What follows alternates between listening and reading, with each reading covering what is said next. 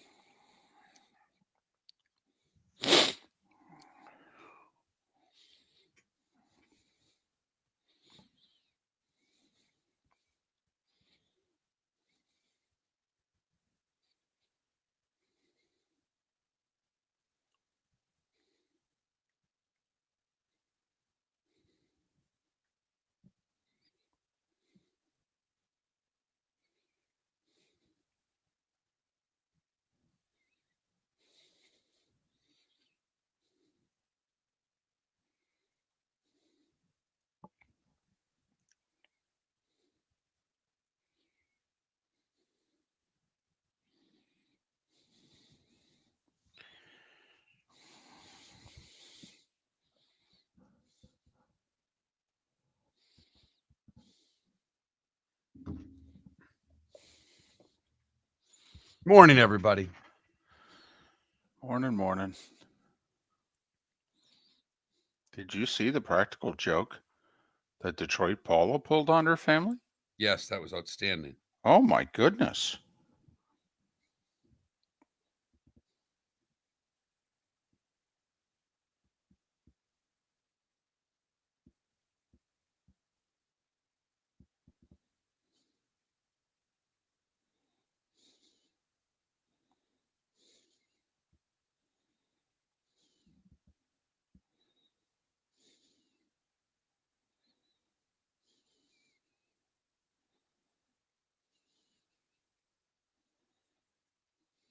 Holy crap.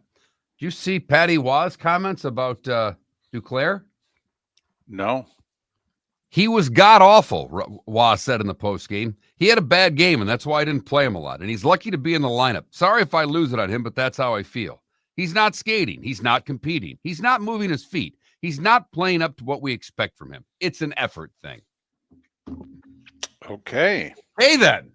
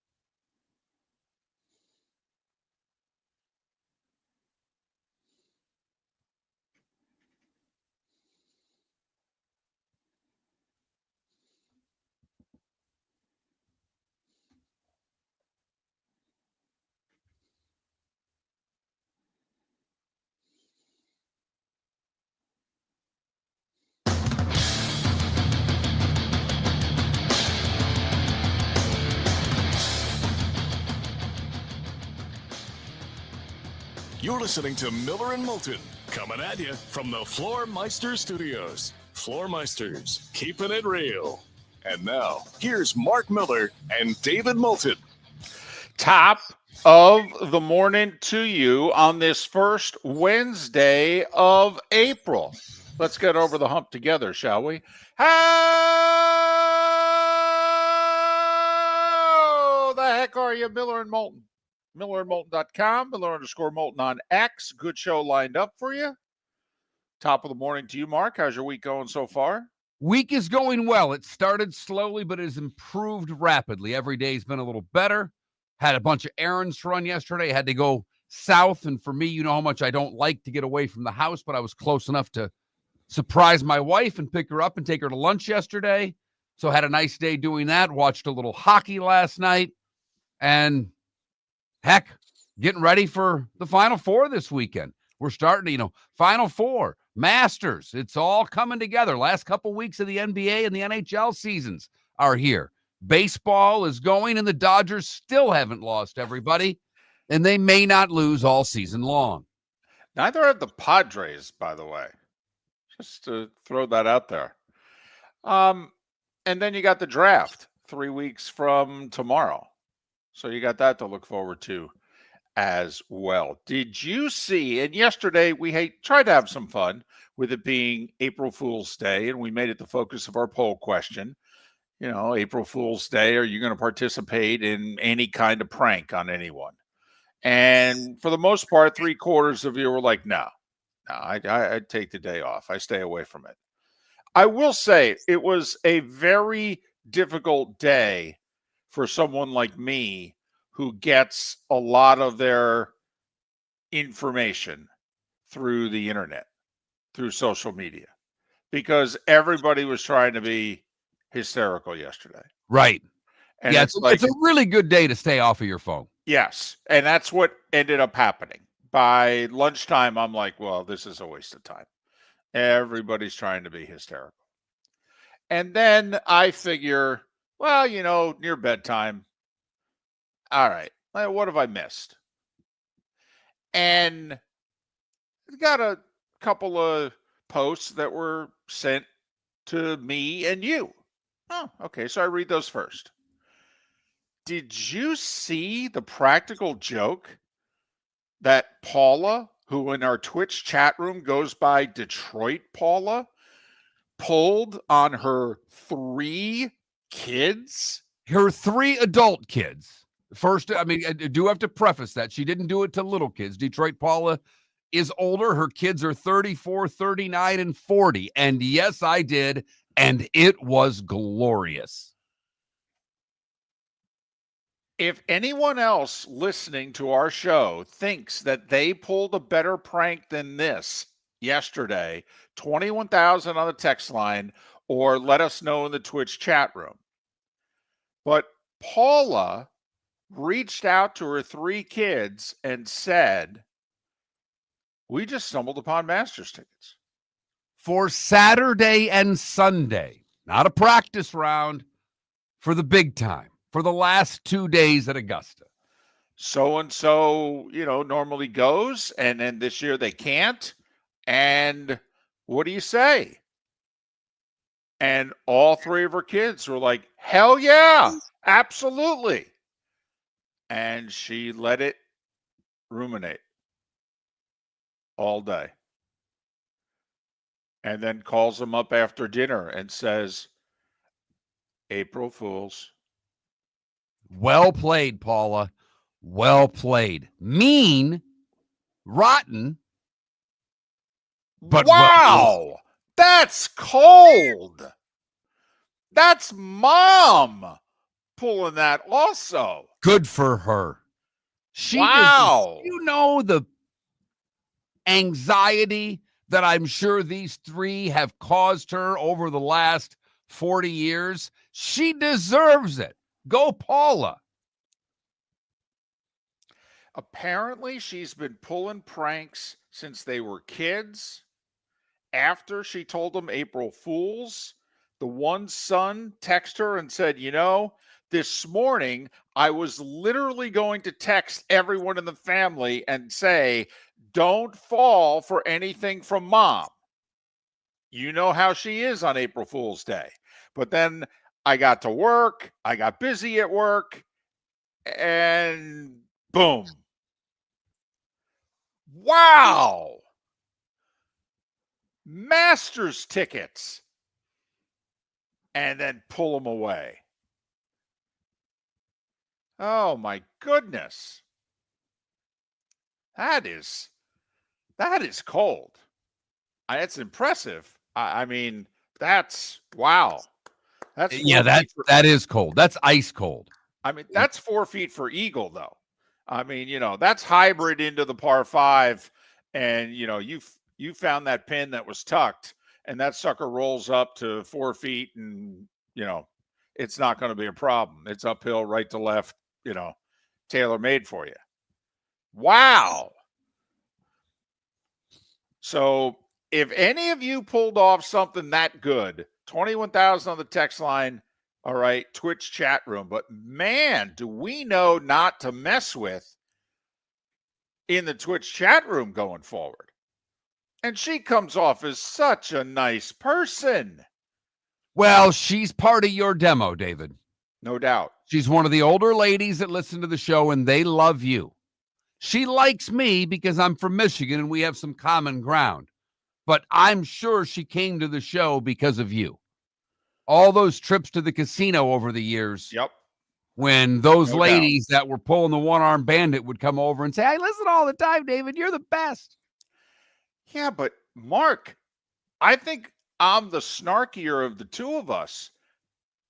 I couldn't even think of doing that. Never mind, I'm doing it to my kids. But I don't even think I would come up with something that good. No, that's the part that's impressive. It's one thing to try to pull off an April Fool's joke, but to go to the length of trying to fool your children with Masters tickets. Masters tickets. Weekend Masters tickets. I mean, they probably got on the phone. They were starting to try to find hotel rooms. You know, how are we going to pull this off? I'm going to have to take time off from work. You know, we'll leave on Friday. I don't know, sneak out a little early. And I don't know if we'll be able to get back Sunday night. We'll probably have to take, half a day or a day on Monday. And then you go, April Fools. Oh. So, well, speaking of the Masters, I read actually this morning as I was perusing things before the show that they're launching a new food item at Augusta this year. Ooh. And I don't think you'd be in. It's like an empanada. It's like a tomato pie.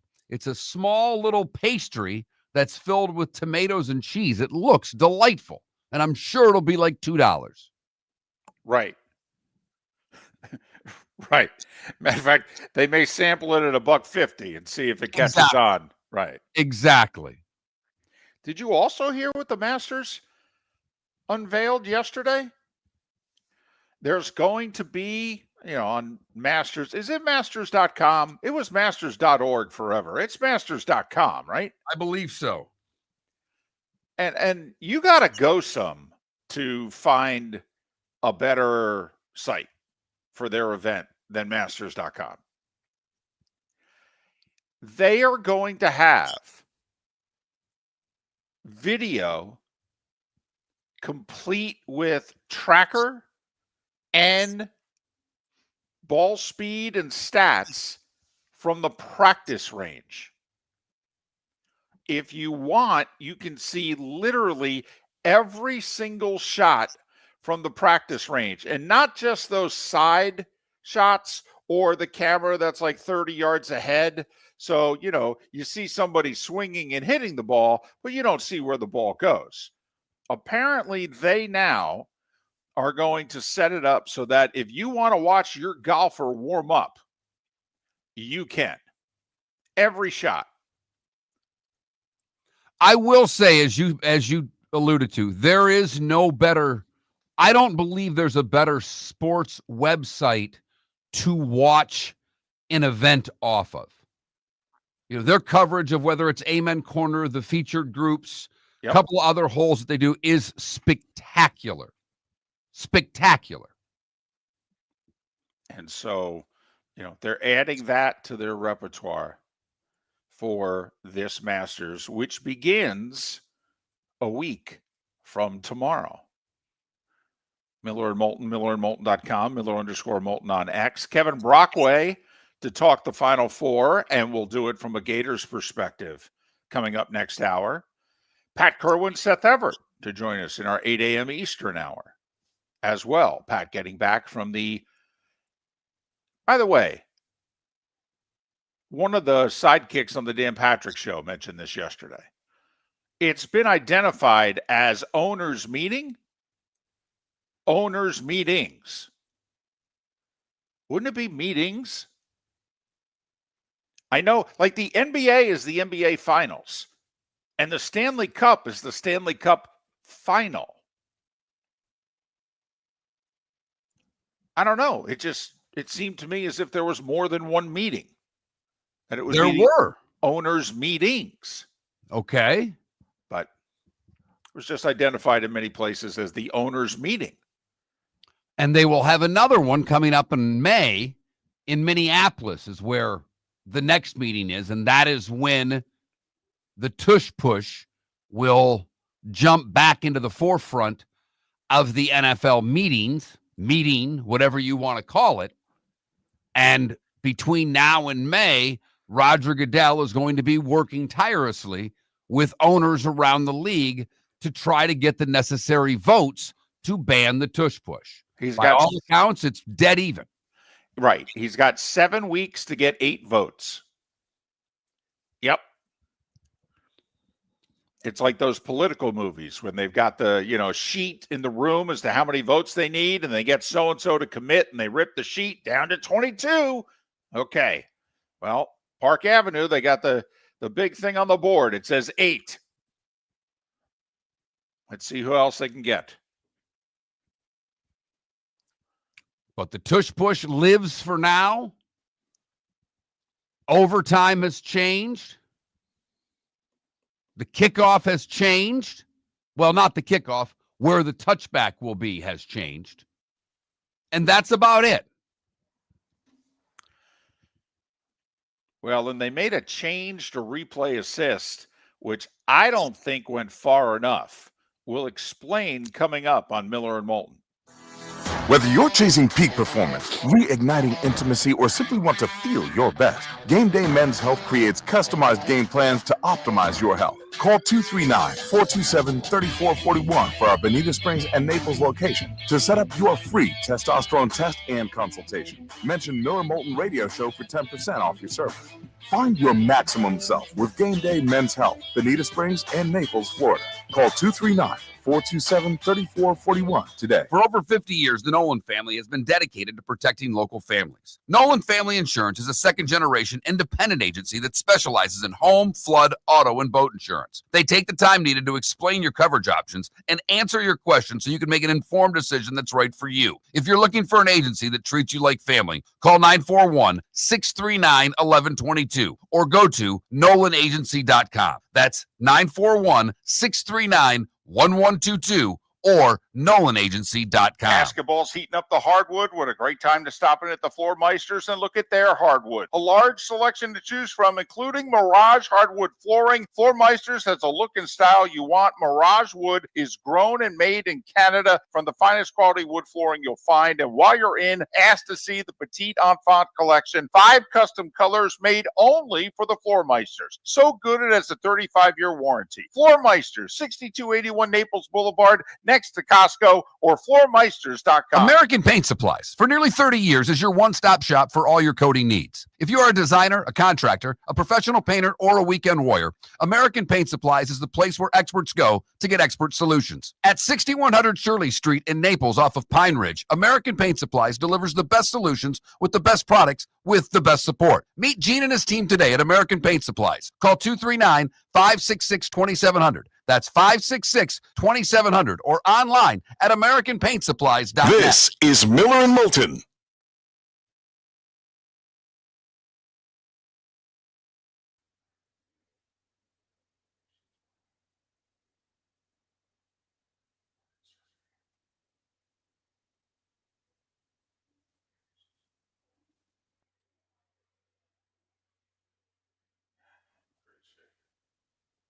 The rule changed OT is that both teams get the ball now, just like playoffs.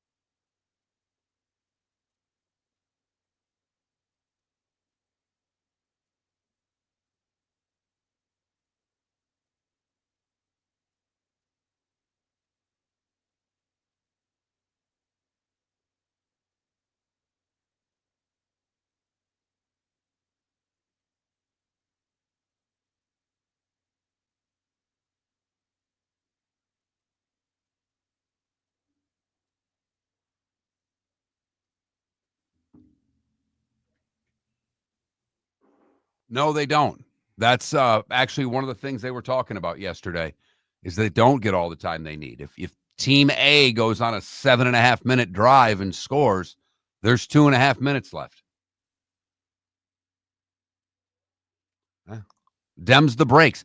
I think what they were talking about, Ryan, was, I don't know if you remember, we brought it up, is that if it was 15 minutes, would teams defer and not take the ball? But because it's 10, they don't think that's really a part of strategy now.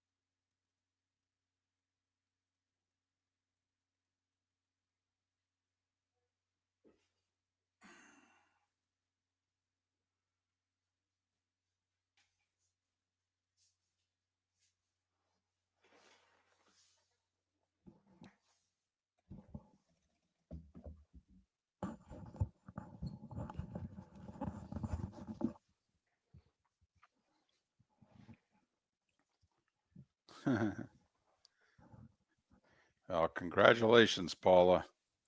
Take your bow.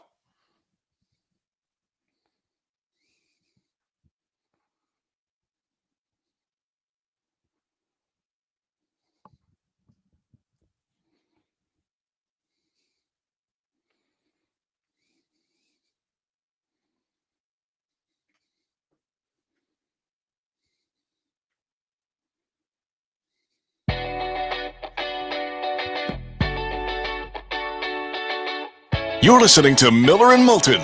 And now, here's Mark Miller and David Moulton. 21 minutes past the hour. Miller and Moulton, millerandmoulton.com, Miller_Moulton on X. Kevin Brockway next hour.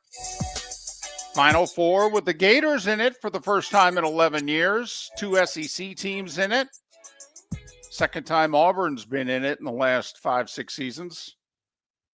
Pat Kirwan, fresh from the owners' meetings, and Seth Everett for his weekly visit. That's what we've got lined up for you here on Miller and Moulton. You know, I'm starting to get excited about this Ovechkin thing. I watched last night.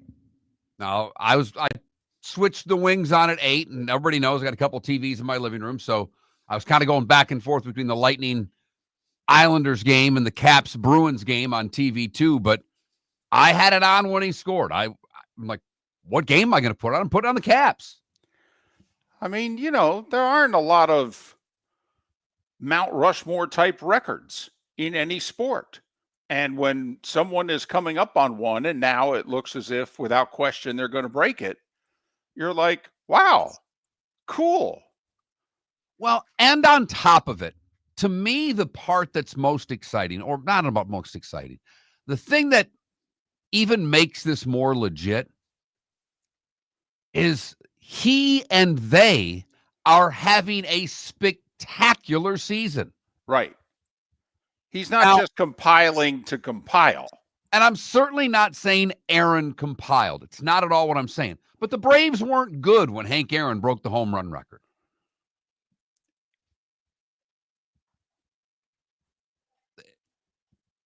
They made the playoffs in '69 in the first divisional series, but you're right. They were in the West.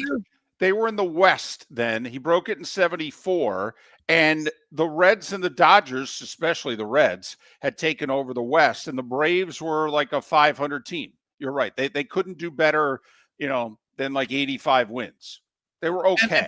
And I, by no means am I saying Hank Aaron was a compiler. I'm just pointing out that even though Bonds has the record, most people's thought of who the greatest home run hitter is didn't play on a championship caliber team when he broke the record. Here's Ovechkin having an unbelievable year.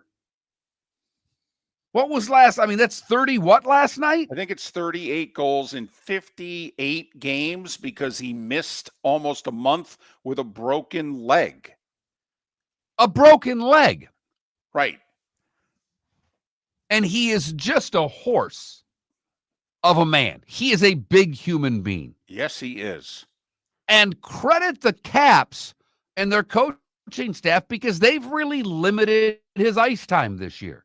He's playing between 12 and 16 minutes a night. If there's not a lot of power plays, there's not a ton of Ovechkin on the ice. They've figured out how to use him properly as the team got younger and faster, and he's having an unbelievable season. 38 goals in 58 games. Remarkable. And remember, he got off to a bad start this year. Like, we're a week and a half, 2 weeks into the season, and we're like, oh, man, this could be a slog. This Ovechkin thing. We know they're going to keep him around till he breaks the record, but I don't know. And then he was just like, nope, just needed 2 weeks to get it going, boys. That's all. Dusty and he's Baker, a really smart. Go ahead. Dusty Baker had an adage years ago in which he said it takes an older player longer to get locked in, but once they get locked in, they stay locked in longer. But he's figured out he's a very smart hockey player. If you watch him on the power play, he doesn't use much energy. He's on the blue line. He gets to his spot on the half wall. He doesn't use a ton of energy. So he can stay out there for a minute and a half on the power play. He's not skating anywhere. He's no dummy. Tell you what, though, when they're down a goal in the third period, he's on the ice. And he has scored some big goals for them this year. But last night, where was his goal? On the power play. Yep. That's what he does. Early, too. I was like, ooh, maybe we get a multiple goal game. Because I want him to get it now. I want him to get it this year now. I don't want it to linger into October. I'm right there with you. It's going to happen. And if he gets it this year, he's not retiring, everyone. He's playing next year. Did we mention he has 38 goals in 58 games? There's no reason for that man to retire. If he says I'm retiring, the Caps are going to show up at his house and go, hey, what's gotten into you? Besides, we've gotten good. We're going to stay good for a while. I think he's under contract for 2 more years, Mark. At this point, he's going to get to 900. How high is he going to go? Is he going to get to 950? If he's scoring goals like this, he's going to get to 960, 970 before the end of his contract. Hell, does he try to put up 4 figures? And there's, he's buddies with Putin. You got to start. Right. You got to start there. But then you had the thing with Fleury, where he brings everybody on the ice to shake Marc-Andre Fleury's hand, a goaltender who he's had great competitions with over the years, and it's Fleury's last year. Ryan Leonard played for Boston College. Good player. They get knocked out of the college hockey tournament. Right. He signs with the Caps. You know who takes him out after he signs his contract? Alex Ovechkin. Passed it down the lineage. I mean, this goes back, Messier, if you got called up to the Rangers, all right, when you showed up at Madison Square Garden, there were 2 tailored suits in your locker, courtesy of Mark Messier. And then he'd take you out that night. And also, Mark, if you noticed, the hockey tradition of the rookie jumps on the ice first and does the lap. Okay, and there was Ovechkin with everybody lined up behind him. He's like, nope, let him go. Let him go. He's doing his lap. We were all there once. This is his only lap. Let him take it. So I'm excited, though. He's at 891. 3 away from tying, 4 away from breaking. What do they have, 8 games left? Yes. So the pace he's been on this year, he should get it. He's on a pace in which if he plays all 8 games, he would score 5 goals during that time. That's his goal pace so far this year. And he needs 4 to set the record.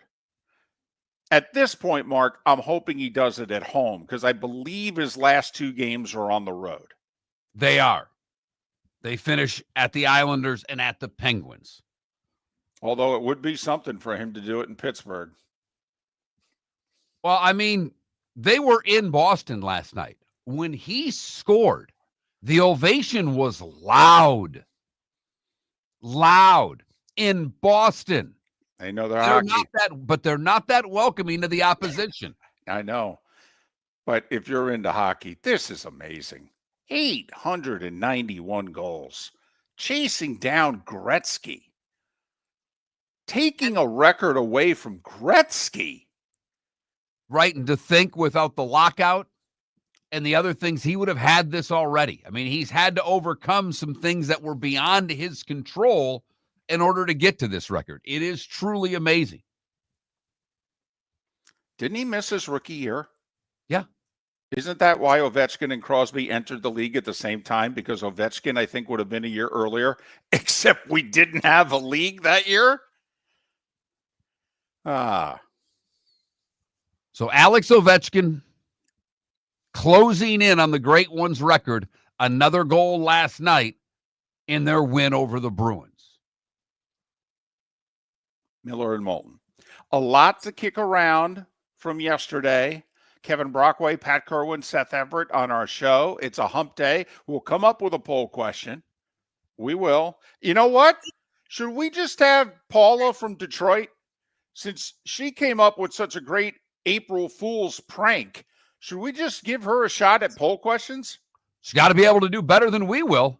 The only thing I'll lead with is it is National Peanut Butter and Jelly Day. Oh. So I'll let everybody help out with trying to find a poll question on Miller and Moulton. The starting 5, that's next. Basketball's heating up the hardwood. What a great time to stop in at the Floor Meisters and look at their hardwood. A large selection to choose from, including Mirage hardwood flooring. Floor Meisters has a look and style you want. Mirage wood is grown and made in Canada from the finest quality wood flooring you'll find. And while you're in, ask to see the Petite Enfant collection. 5 custom colors made only for the Floor Meisters. So good it has a 35-year warranty. Floor Meisters, 6281 Naples Boulevard, next to Costco, or floormeisters.com. American Paint Supplies, for nearly 30 years, is your one-stop shop for all your coating needs. If you are a designer, a contractor, a professional painter, or a weekend warrior, American Paint Supplies is the place where experts go to get expert solutions. At 6100 Shirley Street in Naples off of Pine Ridge, American Paint Supplies delivers the best solutions with the best products with the best support. Meet Gene and his team today at American Paint Supplies. Call 239-566-2700. That's 566-2700 or online at AmericanPaintSupplies.net. Honey, you want to come out? I haven't seen you since Glass Doctor installed our custom shower enclosure. No thanks. Well, you can't keep eating breakfast in the shower, and laminating your magazines is getting expensive. You remember we have guests coming over tonight, right? Oh, I'm sure they'd love to see the shower. It's our neighbors, and I highly doubt they want to be hanging out in our bathroom. The shower is so good, you'll never want to leave. Visit glassdoctor.com today and schedule an appointment online. Is snoring bothering your spouse? Would you like to sleep in the same bed again? Do you know that snoring can affect your sleep cycle and cause lower testosterone levels? At Sleep Treatment Direct, we have easy solutions. We have a simple laser procedure that can improve snoring in 10 minutes. If you would like to get back in the same bed or are looking for a natural way to treat low testosterone, give us a call at 239-444-1741. That's 239-444-1741. Or go to sleeptreatmentdirect.com. That's sleeptreatmentdirect.com. Sleep Treatment Direct. Sleep safe and sound. This is Miller and Moulton.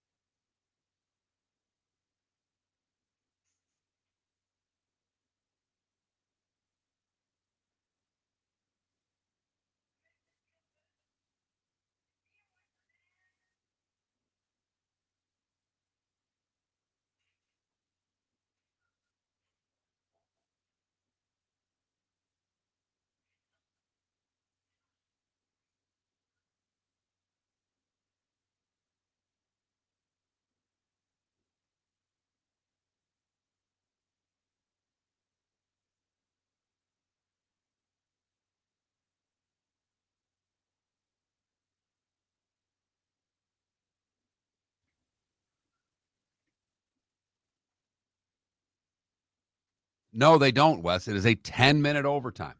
That's the thing. Great question, but yeah, it's a 10-minute overtime.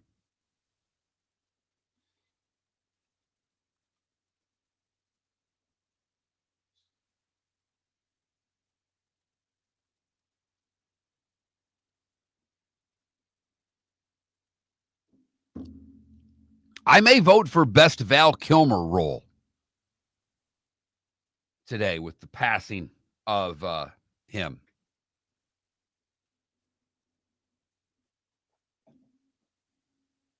Maverick, Doc Holliday, Jim Morrison, or Batman?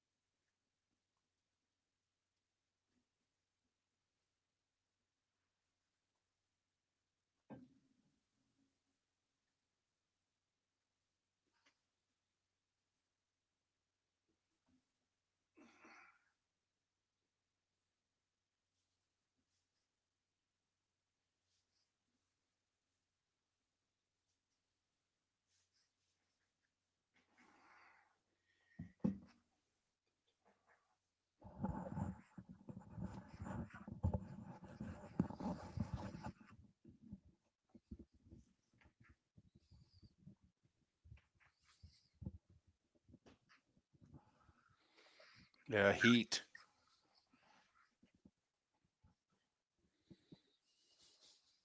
But when I think of Heat, I certainly don't think of Val Kilmer first. I understand, but I thought he was really good in it.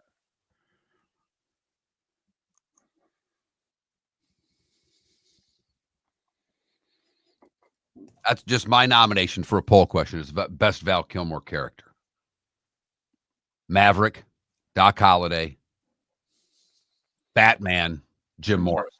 I like it. I like it a lot.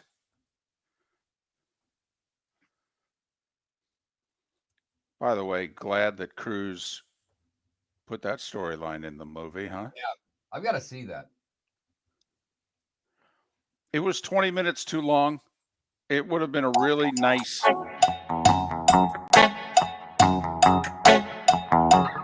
You're listening to Miller and Moulton. And now, here's Mark Miller and David Moulton. 22 minutes till the top of the hour. Kevin Brockway, 1 hour from now. Look ahead for the Gators, who had two tough ones. Game 2, Game 4 so far have been pretty tough. Going to have to play a complete game if they're going to win their next two, that's for sure. Tough to play 20, 25, 30 minutes, or in some cases, just the last 3 to 5, and think you're going to be able to steal wins against Auburn, Duke, or Houston the rest of the way. But Kevin Brockway covers the Gators. He'll join us 1 hour from now. Pat Kirwan and Seth Everett to join us in our 8 a.m. Eastern hour. Without further ado, time for The Starting Five. 5 big stories you need to know. Here is The Starting Five. We'll start with the NFL. Owners made some changes, but not the most controversial change yesterday, at least not yet. 16 owners reportedly were ready to ban the tush push. You need 24. So the vote was tabled to the next owners' meetings, May 20th and 21st, in a Twin Cities suburb. They're also apparently going to try to change the language of the rule change to be more along the lines of, Mark, what you and I have been talking about, which is this is assisting the runner. I thought you're not allowed to assist the runner. Yeah, that was the quote that I heard from Goodell yesterday in just talking about the language and going back to the original rule. And they did specifically mention something that you have been bringing up repeatedly for these last few weeks. They said this would also include when a runner gets 8-10 yards and then he's kind of held up there for a while. The lineman can't, with a running start of 5-10 yards, hit the pile and push the pile 5-7 yards forward. And I would hope to at least some degree, all the Eagles fans that are thinking this is about them would at least take something in the fact that they're banning that too, because that happens. It's seemingly once a game, David. You see linemen pushing the pile. I would argue that happens more than the tush push. I think so. Overtime remains 10 minutes, but both teams will now get the ball in a regular season overtime game. The original rule proposal was both teams get the ball and overtime go back to 15 minutes, but overtime will stay at 10, but both teams will now get the ball. Unless, of course, the first team manages to hold the ball for 10 minutes. It does change some philosophies. People had thought if both teams were going to get the ball, you would defer. Let the opposition have the ball first in 15 minutes. You can't really do that in 10. Well, and when we were talking about this with Pat Kirwan last week, he said the other thing you have to be worried about, particularly if they were going to add time to overtime, is what happens if there's a third possession? You obviously want to be the one that gets it.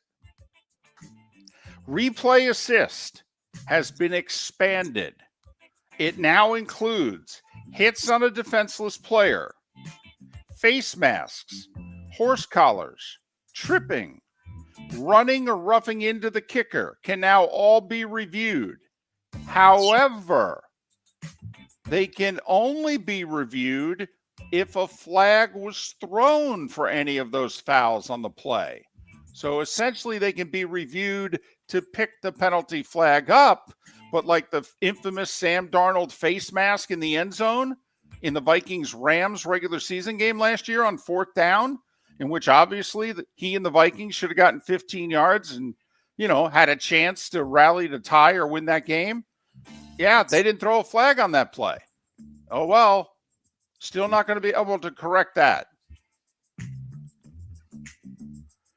And the big reason behind it is they understand that they can't be perfect, but they do not want flags thrown from New York, essentially. I mean, that's what it boils down to. The guy in the white hat and those on the field can throw flags. They are not going to have flags thrown from a replay booth. I got to admit, while I appreciate what they're saying, the face mask is a real problem for me. Because, Mark, we're seeing, for some reason, the face mask on the quarterback or the ball carrier. And we're like, how the heck is this being missed? I mean, where are your eyes, for goodness sake? If not on the quarterback in the pocket. So that one for me is a problem. Them not willing to correct that when obviously we have the technology to do so. They changed the dynamic kickoff and that a touchback will now come out to the 35-yard line. 64% of kickoffs last year were touchbacks. So let's see what that number is a year from now. 64% of kickoffs were touchbacks a year ago. We're going to have Hawkeye cameras used for first downs in place of the chain gang. The chain gang, I guess, is still going to be there. They're backups. But they're backups? They're backups. Right. So, I miss anything? No. Okay. So, in about 7 weeks, they go at it again. Goodell's got 7 weeks to get 8 votes to change the tush push. Hockey. Ovechkin, first period, scored number 891 of his epic career. Washington beat Boston 4-3. Ovechkin's 3 away from tying and 4 away from breaking Gretzky's all-time goal-scoring record. The Caps have 8 games left. He has scored 38 goals in 58 games this year. So his regular season pace would have him break the record before this regular season is over. And the regular season's over in 2 weeks. The Lightning are playing well. Again, they've had like 1 bad week since the whole Four Nations Cup. They won their 4th straight yesterday, went to Long Island, beat the Islanders 4-1. Islanders 4 points back in the final playoff spot. Lightning a point behind Toronto and a point ahead of Florida, who blew it yesterday. They're up 2-1, under 20 seconds to go. Montreal gets the puck behind their own net, down a goal, and somehow score with 8 seconds to play to force overtime. And then Suzuki, who tied it, wins it on the first shift of overtime. Montreal 3-2 in OT. That puts the Habitants 2 points up for the final playoff spot. It leaves the Panthers in 3rd place in the division right now. It was a wild finish to that game. Of all the teams that were impacted, the top of the division with Toronto, Tampa Bay, and Florida. The bottom, the wild card, the Rangers, the Blue Jackets, the Red Wings, the Islanders. It was just an amazing sequence last night. And so while Montreal is about to lose, Detroit is about to win in St. Louis. Only Montreal scores, as we just mentioned, and then the Wings give up the tying goal with less than 30 seconds to go in regulation, and they lose in overtime to the Blues, who have won 10 in a row and are actually now the first wild card out west. Minnesota, by a point, is the second wild card. And the Wings are 4 points behind the Canadiens for the final playoff spot. Columbus, 2 points behind the Canadiens, and they have a game in hand. They doubled up Nashville last night, 8-4. Ottawa appears comfortably in the playoffs, but they had a bad loss last night. Lost 5-2 at home to Buffalo. And Utah beat Calgary 3-1. The Flames are 6 points behind Minnesota with a game in hand for the final playoff spot. Both Edmonton and the LA Kings were victorious. The Kings remain ahead of Edmonton to have home ice in that first round playoff series. Panthers in Toronto tonight. Big game. Ovechkin in Carolina to try to score even more. NBA. Malone, the coach of Denver, before the game said, we've watched the Timberwolves on tape. They play much harder against us than they play against the rest of the league. A tremendous regular season game last night. 2 overtimes. Minnesota 140, Denver 139. Jokic with 61 points, 11 rebounds, 10 assists in a losing effort. Wow. Golden State beat Memphis 134-125. Steph hit 12 threes and scored 52. How about that? By the way, Golden State, the 5 seed right now. The Lakers are the 4.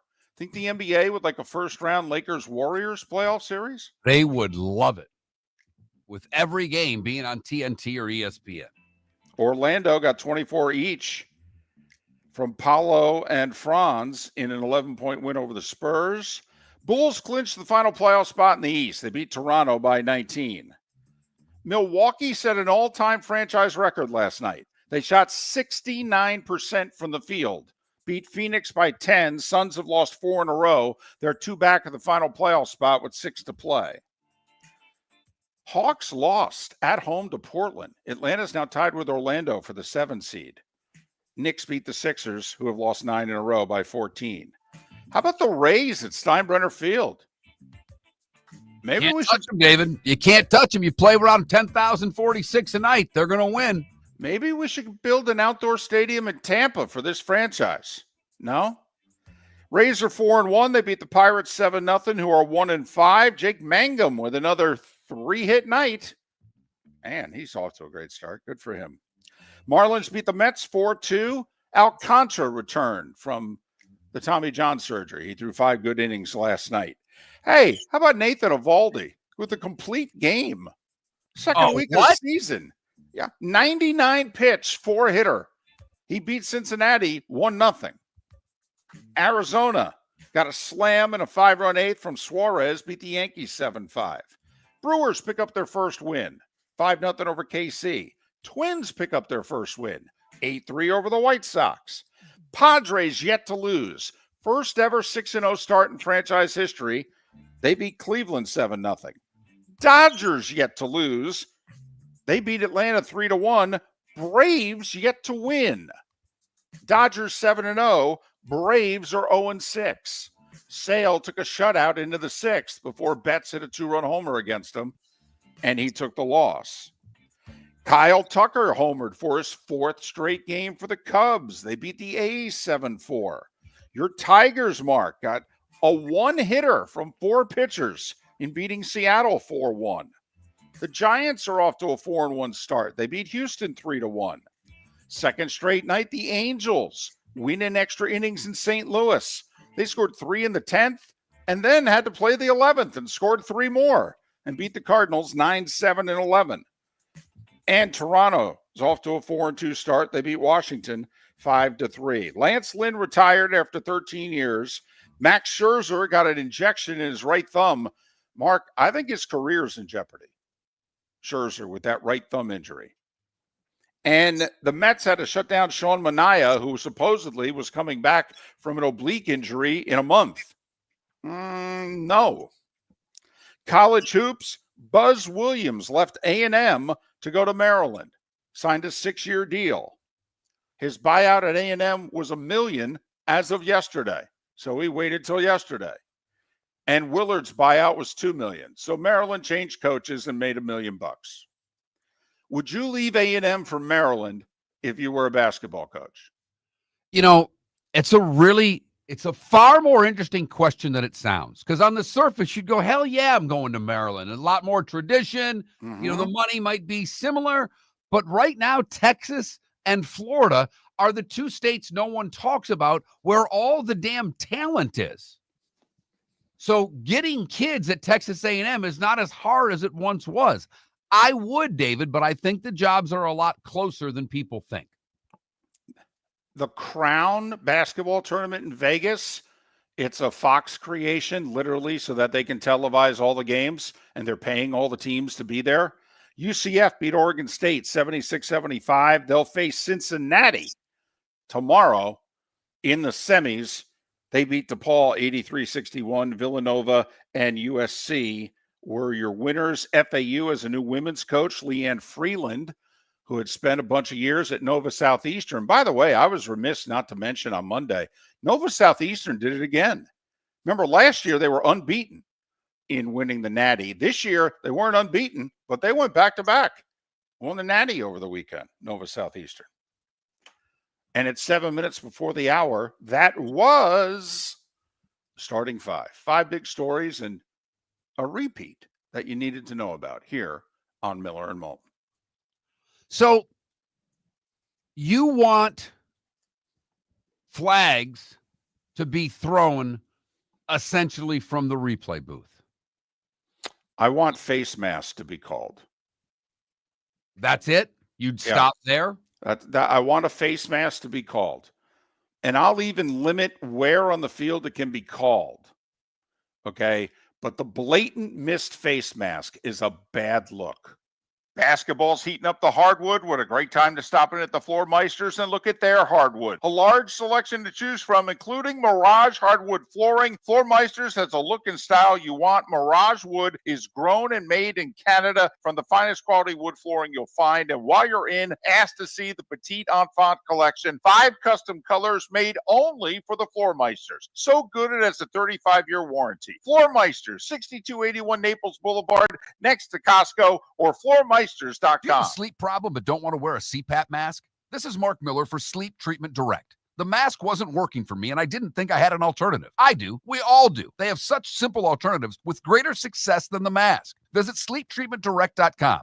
That's sleeptreatmentdirect.com. And if you are like me and your CPAP machine isn't working for you, it's time for a change. Call 239-444-1741. That's 239-444-1741. Sleep Treatment Direct. Sleep safe and sound. American Paint Supplies, for nearly 30 years, is your one-stop shop for all your coating needs. If you are a designer, a contractor, a professional painter, or a weekend warrior, American Paint Supplies is the place where experts go to get expert solutions. At 6100 Shirley Street in Naples off of Pine Ridge, American Paint Supplies delivers the best solutions with the best products with the best support. Meet Gene and his team today at American Paint Supplies. Call 239-566-2700. That's 566-2700 or online at AmericanPaintSupplies.net. Mark Miller for Molly Maid. Why Molly Maid, you ask? Trust. Moulton was a customer for 15 years. Affordability. Didn't I just say Moulton was a customer for 15 years? Worry-free services. Our professional house cleaners are fully insured and a 24-hour warranty. Call Molly Maids today at 239-774-5839. That's 239-774-5839 or online at mollymaid.com/FTMYERS. That's mollymaid.com/FTMYERS. We've got a text message for Dr. Dollar. I feel tired, sluggish, and just not myself. I'm gaining weight, my energy is low, and I've lost my drive. Could it be low testosterone? Absolutely. Testosterone naturally declines over time, but you don't have to accept it. Low T can affect your energy, strength, mood, and focus. But here's the good news. Testosterone replacement therapy, TRT, can help restore your vitality and get you back to feeling your best. Imagine waking up strong, sharp, and energized, ready to take on the day like you used to. At Revitalize Clinic, we specialize in physician-guided, American-made TRT designed just for you. Take control of your health today. Call Revitalize Clinic at 239-277-5770. Visit revitalizelounge.com or text Dr. Dollar directly at 239-980-2302. Feel like yourself again. Testosterone replacement therapy, because your best years aren't behind you, they're just getting started. Text Dr. Dollar now at 239-980-2302. This is Miller and Moulton.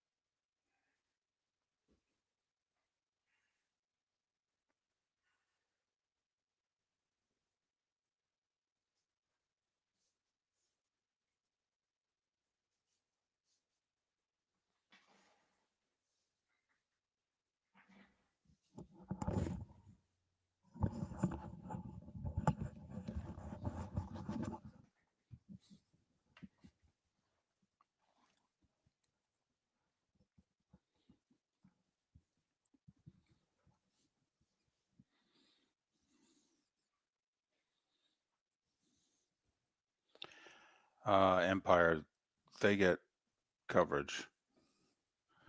They just apparently don't get enough to satisfy the Twitch chat room. But I mean, first off, the TNT guys love Cooper.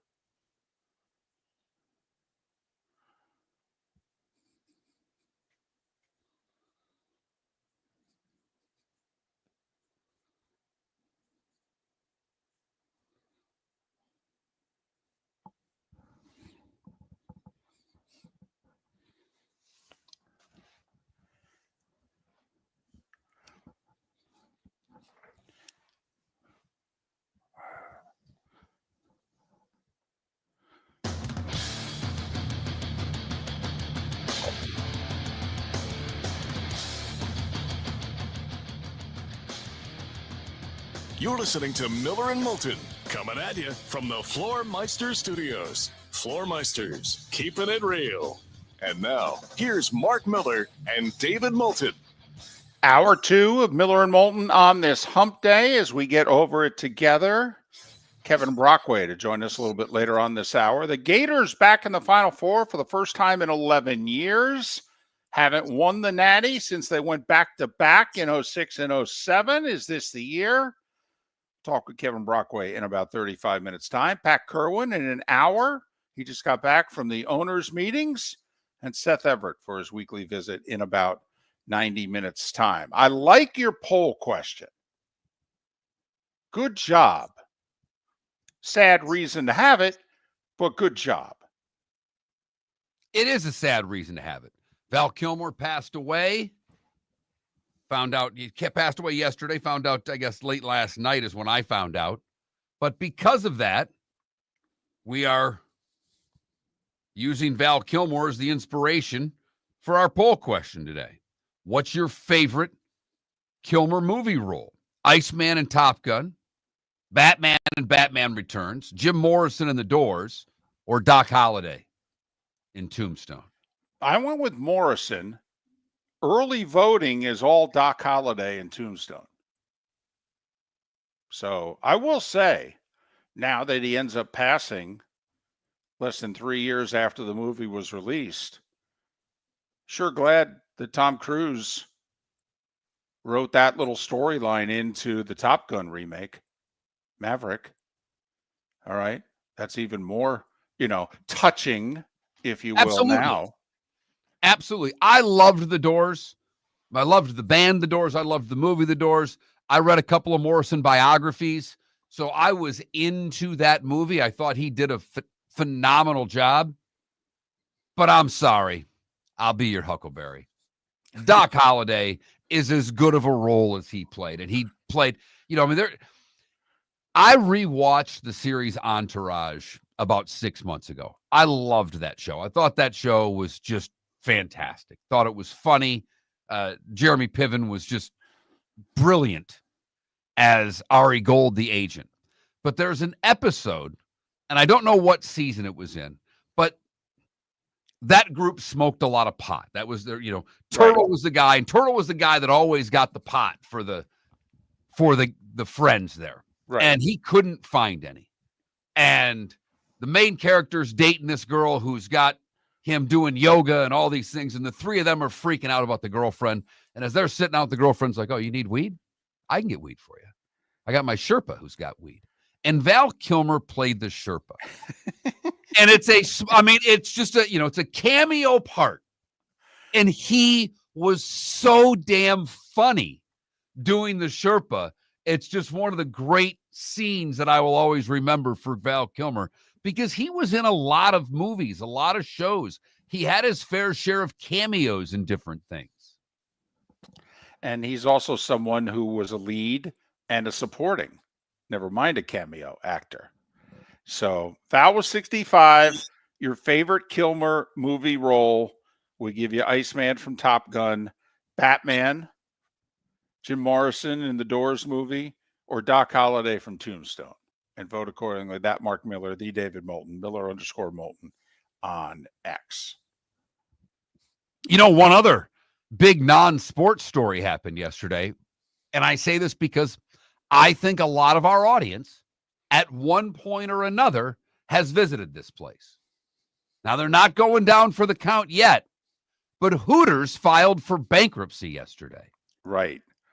But I guess it was a strategic move, and they've already got the people who are going to come in and buy them, and they've got connections to the original founder, and, you know, and they know what they're going to do, et cetera, et cetera. But yes. But there, you know, I have a friend, because the Hooters that's in Florida, geographically, I think it goes up from around Clearwater over to Miami. I don't remember because I've not seen John in quite a long time. But he's a friend of mine, has done their kind of IT work. He's been their computer guy now for 20 years. He's been working with that corporation, and it's not the main company. It's the one that's headquartered, I believe, in Southwest Florida. At least I think so still. But when I was single after my first marriage, me and a buddy of mine, while I worked for the hockey team, used to do Hooters for lunch. I don't know, once, twice a month. Okay. And I can honestly say I haven't been to a Hooters in easily 15 years. Easily. So I don't know if that's the fate of, you know, there's a lot of other choice out there. First off, we have to be brutally honest here. You're not going there for the wings because they ain't that good. No. I was always surprised at the people that liked them for their wings. I'm like, oh, no, this doesn't work for me at all. No, I'm here for the cold beer and the scenery. I mean, that's why I'm here. I mean, the wings, no. First off, they bread them, which to me should be illegal. It's not up there with going into the 10 and under item line with more than 10 items, but breading wings is bad. All right. Since my wife doesn't listen to the show, I feel as if I can tell this story. We moved to Jacksonville about 2.5 years ago. And I mean, I desperately miss the 239. My wife adjusted to the 904 very quickly, but we could not find a restaurant on water that we liked. We couldn't find one. And so my wife says to me one night, I just want to go somewhere and eat where I'm looking at water. And I go, I know just the place. I go, but you have to, I'm going to drive us there. We're going to go, we're going to sit down, and we're going to eat.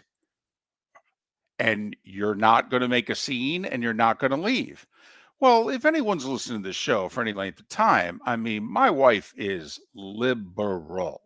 Okay. The thought of Hooters to my wife is, you know, something worth fighting over.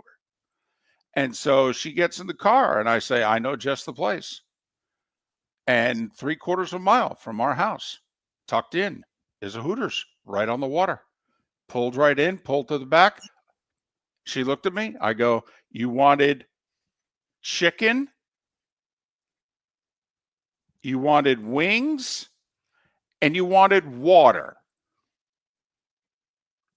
I can get you a chicken sandwich, a mahi sandwich, or chicken wings, and there's your water right there. I go, you want me to wear a blindfold?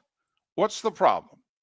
And Mark, for a couple of months, she would tell me, don't tell anyone, but I need to go back to the water. And like every 2 weeks for 3 months, I would take her to the Hooters. And she would stare at the water, and I would stare at other things.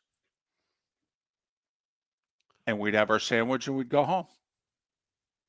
Brought your wife to Hooters. I did. And you know what? I've often wondered. She was appreciative. When I go into a Hooters or a Twin Peaks or any of those places, and I see people there with their wife and some there with their kids, it always causes me to pause and wonder, wow, that's the decision you made. And yeah, I mean, I just quickly searched Jacksonville waterfront restaurants, of which I've already found a couple dozen. Well, there are, but they're a half hour. I mean, seriously, there are virtually none downtown, of which I'm 20 minutes away, but most everything is towards the beach. Okay. I live a half mile from the St. Johns River. Okay. So I want to take advantage of that water. And she said, I need to dine near water. I got just the place. So there you go. We eventually branched out, but surprisingly, she was okay with it. I'm stunned. Yes, I was too. I thought I was taking a big risk there. Big risk. Yeah. Yeah. It's a risk I would never think of taking. Sometimes, Mark, you have to be bold. You know, like Maryland yesterday, hiring Buzz Williams. Not bold. Not bold. Safe. Solid. He'll come in. He stays 5 to 6 years every one of his places. Marquette, Virginia Tech, Texas A&M. That's what he's known for. He'll be fine. He'll go to the tournament at least every other year, maybe 2 out of 3 years. You know, if he spends 6 years at Maryland, he'll go to a Sweet 16. You know, David, though, I'm thinking, and I'm not too worried about Maryland and their coach. I'm more concerned with you and your wife and chicken. No, I know, but I'm just saying that's not bold. It's solid. It's not bold. Sometimes you got to be bold.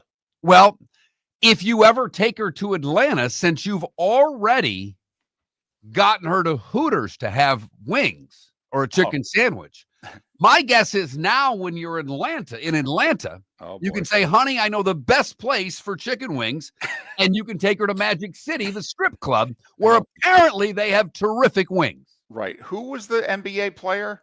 Who wasn't the NBA player? No, but that was his official excuse for being there. Okay. He said, no, we were there for the wings. And everybody just laughed. He goes, no, man, I'm telling you, we came for the wings. Was it Lou Williams? Yep, it was Lou Williams. Exactly who it was. So he has a wing named after him. It's the Lou Will lemon pepper barbecue wing. There you go.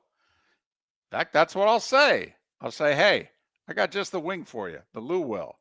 What? Yeah, the Lou Will. Exactly. So be bold. Take your wife to Magic City in Atlanta and see how that goes. I don't know if I could be that bold. If I could sidebar here for a second. So my dad was not into places like that. So he never, grabbed me and brought me into a place like that. Except one day we played a round of golf together. And we didn't play a lot of rounds of golf together. And I was, 15. And he saw this place. And he's like, oh, we can get a sandwich here. I can get a beer. And so we walk in and it's empty. And we sit down at the bar. And somebody comes over and takes our order, and I'm getting a club sandwich. He gets his sandwich and orders a beer and what have you. And then all of a sudden, a very scantily clad lady in high heels starts walking across the bar and stands right in front of us and starts doing her thing. Look to Dad, and I go, Dad, it's the best lunch place I've ever been to in my life. He said, we got to go. We didn't even eat. He just grabbed me by the scruff of my neck and carried me out of the store. I said, Dad, where's my sandwich? Basketball's heating up the hardwood. What a great time to stop in at the Floor Meisters and look at their hardwood. A large selection to choose from, including Mirage hardwood flooring. Floor Meisters has a look and style you want. Mirage wood is grown and made in Canada from the finest quality wood flooring you'll find. And while you're in, ask to see the Petite Enfant collection. 5 custom colors made only for the Floor Meisters. So good it has a 35-year warranty. Floor Meisters, 6281 Naples Boulevard, next to Costco, or floormeisters.com. American Paint Supplies, for nearly 30 years, is your one-stop shop for all your coating needs. If you are a designer, a contractor, a professional painter, or a weekend warrior, American Paint Supplies is the place where experts go to get expert solutions. At 6100 Shirley Street in Naples off of Pine Ridge, American Paint Supplies delivers the best solutions with the best products with the best support. Meet Gene and his team today at American Paint Supplies. Call 239-566-2700. That's 566-2700 or online at AmericanPaintSupplies.net. For over 50 years, the Nolan family has been dedicated to protecting local families. Nolan Family Insurance is a second-generation independent agency that specializes in home, flood, auto, and boat insurance. They take the time needed to explain your coverage options and answer your questions so you can make an informed decision that's right for you. If you're looking for an agency that treats you like family, call 941-639-1122 or go to NolanAgency.com. That's 941-639-1122 or NolanAgency.com. Honey, you want to come out? I haven't seen you since Glass Doctor installed our custom shower enclosure. No thanks. Well, you can't keep eating breakfast in the shower, and laminating your magazines is getting expensive. You remember we have guests coming over tonight, right? Oh, I'm sure they'd love to see the shower. It's our neighbors, and I highly doubt they want to be hanging out in our bathroom. The shower's so good, you'll never want to leave. Visit glassdoctor.com today and schedule an appointment online. This is Miller and Moulton.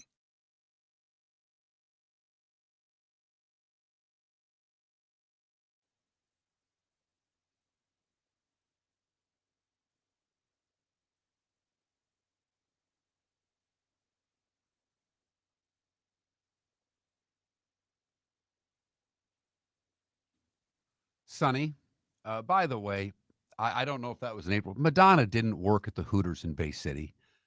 By the time there was a Hooters in Bay City, Michigan, Madonna was a superstar. Madonna was born in Bay City, Michigan. She then moved to Detroit as a child. She never really lived there. But she did not work at the Hooters in Bay City, Michigan.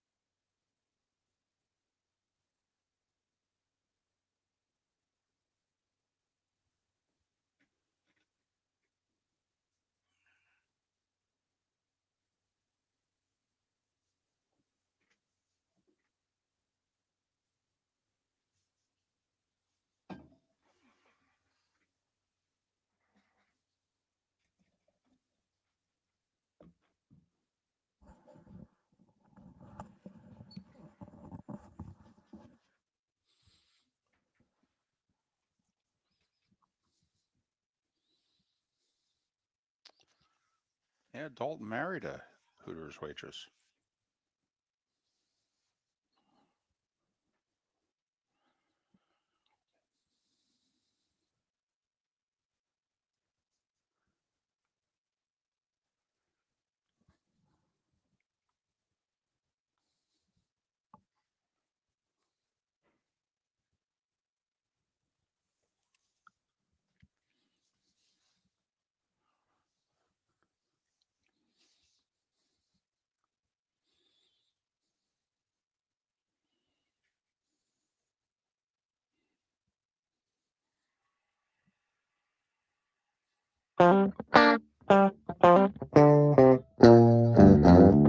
You're listening to Miller and Moulton. And now, here's Mark Miller and David Moulton.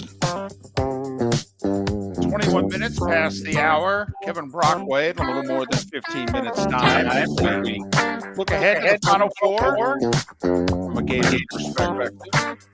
Pat Kirwan at the top of the hour. Seth Everett in a little more than an hour here on Miller and Moulton.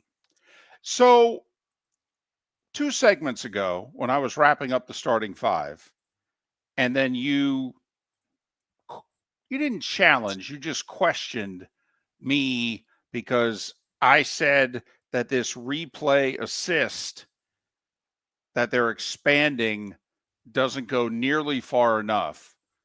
And even if they were to just do one more thing, and for those that missed it, replay assist can now take a look at hits on a defenseless player, face mask, horse collars, tripping, whether it's running or roughing into the kicker. It can all be reviewed. However, they can only review it if a flag was thrown. The most controversial, quote, face masks, unquote, of the year were the obvious ones that were not called. Replay assist is not going to be able to do anything about that. TV network shows the replay and everybody goes, they missed a face mask on Mahomes. And then the analyst goes, how could they miss a face mask on the quarterback? And we all go, that's a dadgum good point. And so I want to be able to change that. And Mark, as you pointed out, the league won't go there. And in fact, in listening to Troy Vincent yesterday in an interview, it was a non-starter. Right. A non-starter, meaning that there was nobody in the competition committee that would even put it up for a vote. It didn't even get past them. Now think about it. Think about it. You're willing to be wrong, blatantly wrong, on a personal foul call. And you're okay with that? I mean, every face mask is a first down. Whether it should be or not, I don't know about you, Mark. I kind of like the 5-yard face mask and the 15-yard face mask. I did as well. If you grabbed it and it wasn't blatant, you didn't tackle somebody with it, the whole deal. You inadvertently grabbed it for half a second. And you laid off of it and tackled them the regular way, it's a 5-yard face mask. But they took that out. All face mask penalties are a 15-yard personal foul. Do you think they could go there? Because that would be Park Avenue, if you will, New York, an outside power than is at the stadium calling penalties.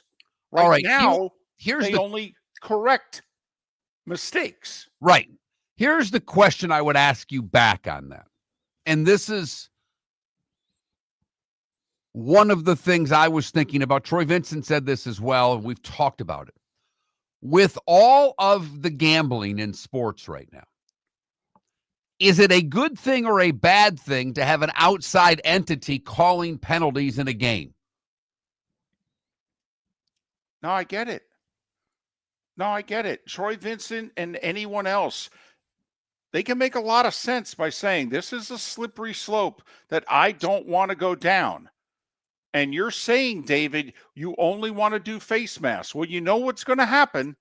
Then the next year it's going to be, well, let's add this call. Offensive pass interference or whatever Right. the case may be. Right. Once you start, we seemingly don't stop with anything. And I would like to limit it to face masks with the person with the ball. And I know you could say, well, what about when the lineman and he takes his hand and he shoves it in the guy's face mask? I know. I know. But I want, because to me, it is such a bad look for everyone. Well, I'm torn here, David, because I've listened to the arguments as to why not to do it.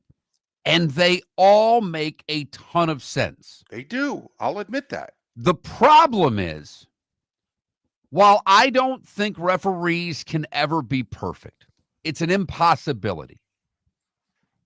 Can't we do everything within our power in these games to help make them as close to perfect as possible?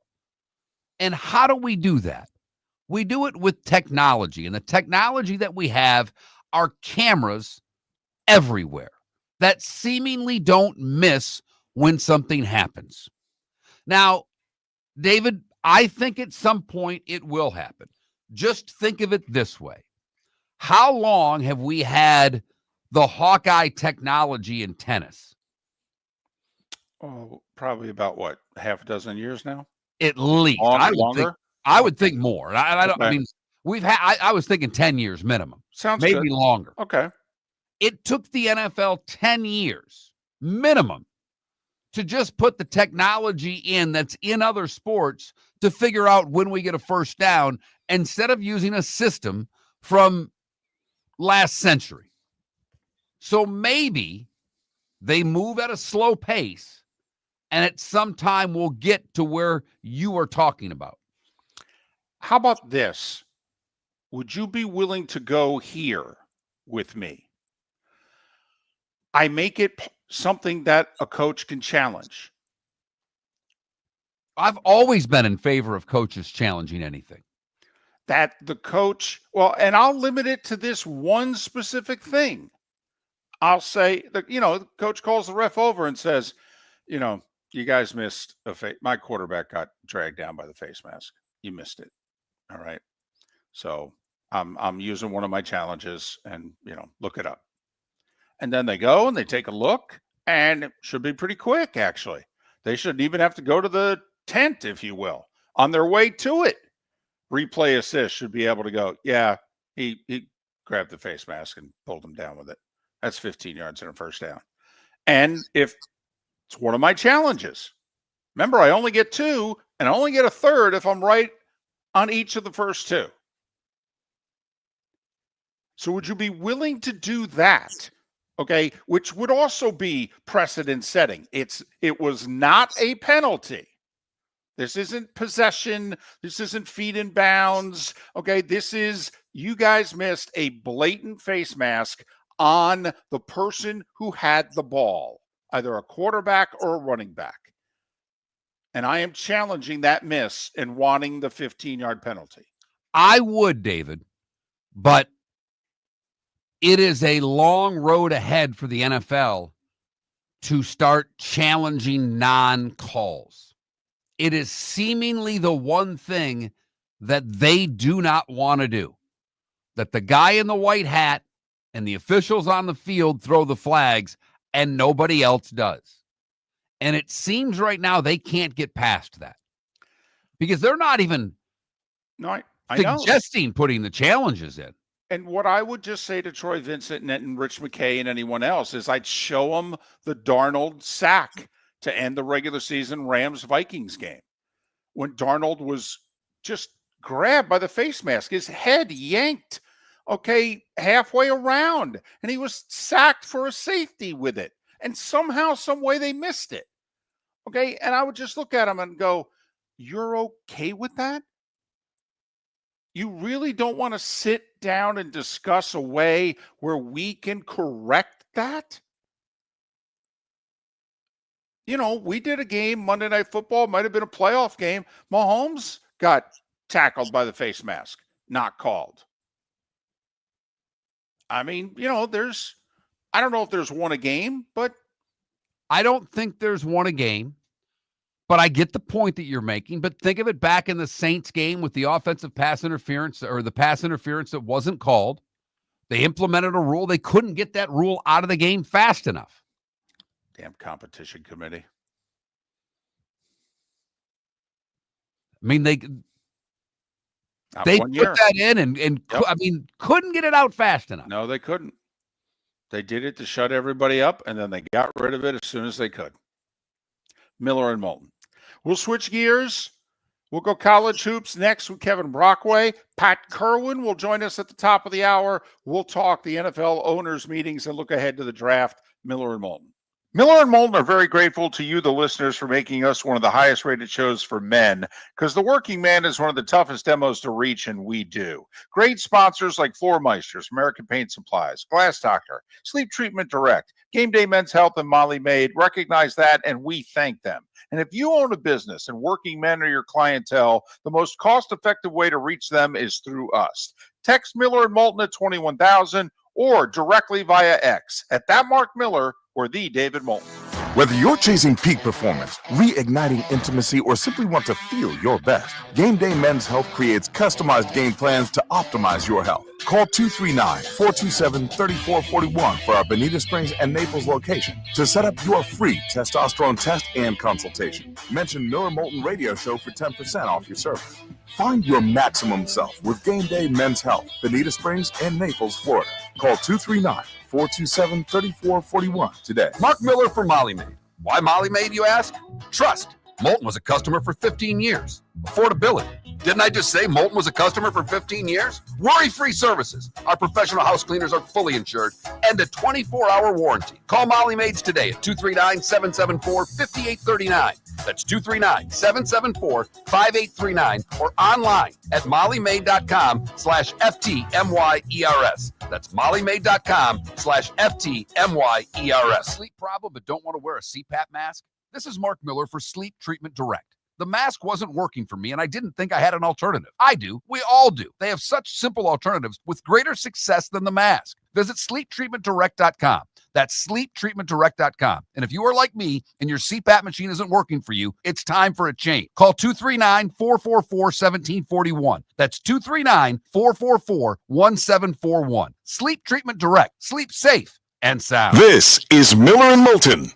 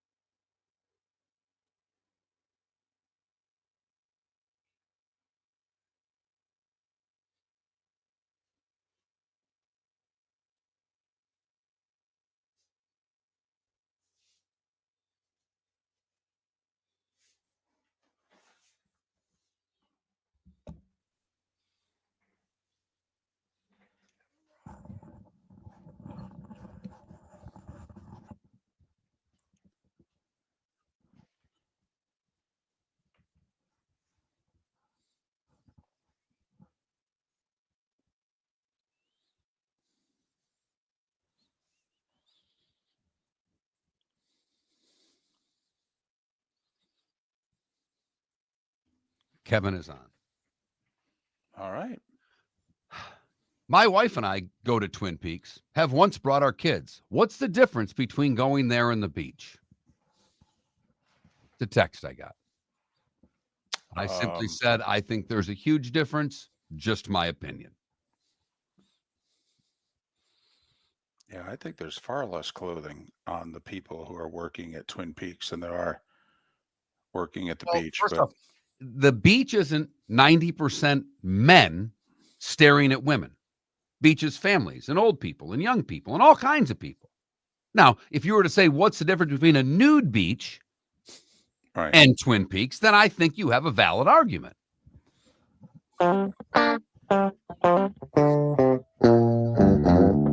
You're listening to Miller and Moulton. And now, here's Mark Miller and David Moulton. 22 minutes till the top of the hour. That's when Pat Kirwan will join us. He's just back from the owners' meetings. We'll talk plenty of football with Pat. 3 weeks tomorrow's the draft, ladies and gentlemen. But joining us on the American Paint Supplies Hotline, your one-stop shop for all your coating needs, Kevin Brockway. He covers the Gators, so he's still working.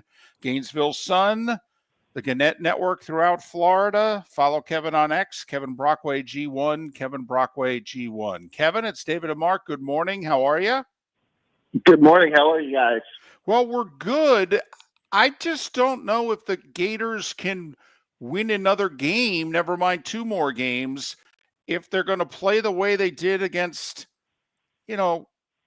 Connecticut and in the region final against Texas Tech. I kind of feel as if they're sneaking by here. It's interesting because I did that story if they refound their gear yet, because I felt like they really played their best all-around basketball during the SEC tournament. But, sometimes you just got to find a way, David. And, it looked really bleak with 4 minutes to go, down 9, but they did, Walter Clayton, Thomas Houck, came up with some huge shots down the stretch. I think Texas Tech had a pretty good game plan, tried to take away the three-point line, but the threes evened out, obviously, down the stretch. Give Todd Golden credit also for fouling on those one-on-ones, too. Kind of brought back memories of Jim Valvano back in 1983, NC State, for doing that as well and stealing a few possessions at the end. And they found a way, and they're here in the Final Four in San Antonio and have an opportunity against an Auburn team they beat in the regular season. So they'll be going in at least with a little bit of confidence. No doubt there. What's it going to take? And you're right, Golden's adjustments at half and what he's done all need to be commended. But they've struggled a little bit in the first half. What's it going to take for the Gators to get off to a good start? Yeah, I think, mainly taking care of the ball. That's been an issue. Turnovers has been an issue. Making sure that they're locked in on defense from the beginning as well. They probably had a few defensive lapses in that Texas Tech game. I think that combination will be critical, certainly against a team like Auburn. And, just coming out with that kind of energy, I think will be key. But, this is a team that has shown the ability to play from behind and to play uphill. You just don't want to get too big a deficit against Auburn, the way Michigan State did. You want to come out and just kind of, keep it manageable in the first half, and then in the second half, make the adjustments that you have to make and find a way to pull out the win. Kevin, that final 3 minutes against Texas Tech, you've covered this program for a while. I was trying to think back to, Billy Donovan and some of his epic tournament wins, even going back to the 2000 team that made it all the way to the Natty. That's as historic a 3 minutes as Gator basketball's ever had, right? Oh, yeah, no question. Just the way they did it. Walter Clayton is really emerging as a guy that has to go down as one of the best guards in Florida history with what he's doing right now. It's amazing, David. This guy's ability, his clutch ability. And listen, he was hearing it all weekend because of, he's kind of referred to as his college Steph Curry, and you're playing in the Warriors Arena at the Chase Center. Beautiful downtown arena in San Francisco, by the way. And, Walter kind of struggled, for the first 30 minutes of that game and really came through in the final 10 minutes and made the shots he needed. So the clutch ability by him, Tommy Houck came up big. it was definitely a very impressive close to the game. I think back to maybe the '06 Sweet 16 game against Georgetown. That was high drama too, but this was quite a comeback for UF, one that will probably go down in history for a long time. Auburn is a pretty good team defending the three. Florida was unbelievable in their matchup against Auburn. I think they made 50% of their threes in that game. When you look at that specific matchup, how do you see? I don't know if Florida can shoot 50% from beyond the arc like they did last time, but with Auburn's defense, that to me is going to be a key component to the game. Do you agree? Yes, definitely. And I think with Florida, the 3-point, keeping the 3-point line open, it really starts with the bigs running the floor. If the bigs run the floor well, that opens things up. That sucks the defense in. That's how Florida's offense is kind of designed. I did a story on that a couple of weeks ago. If you get on transition and the bigs run the floor well, that opens up a lot of threes, particularly in transition. So if they can do that, if they can get the game going up and down, I think that will benefit Florida in that regard. If it's more of a half-court game, I think it might be tougher to get some shots off.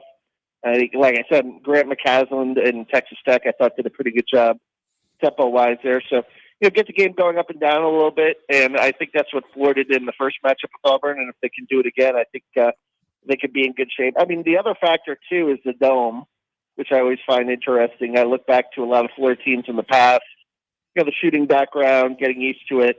It's going to be 68,000 people there. But it will affect both teams in that regard. The only team that played in the dome was Houston, at Lucas Oil, but every other team will be adjusting to the bigger background and the bigger stadium out there.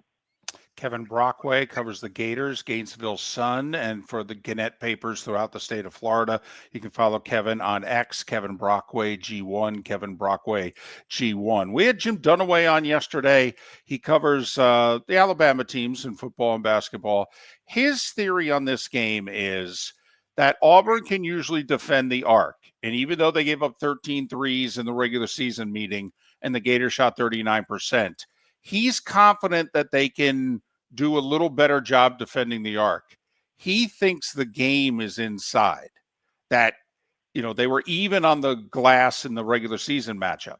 He feels Auburn has an edge inside. Do you? Yeah, it's interesting because in the first meeting, too, that Alex Condon, Janai Broome matchup is going to be key. Now, both had double-doubles in the first meeting, but Broome had to go 8 for 19 to get his 18 points, whereas Condon went 7 for 10. Condon really made Broome work and forced him to his offhand a lot, did a really good job. Now, both of those bigs are coming in pretty banged up, right? Condon's had the ankle issue, Broome had the elbow issue. So that's going to be interesting. Cardwell is a load inside also, but Florida's got a four-post rotation. Shinilu and Hanlogden and, certainly Tommy Houck and the way he's playing right now.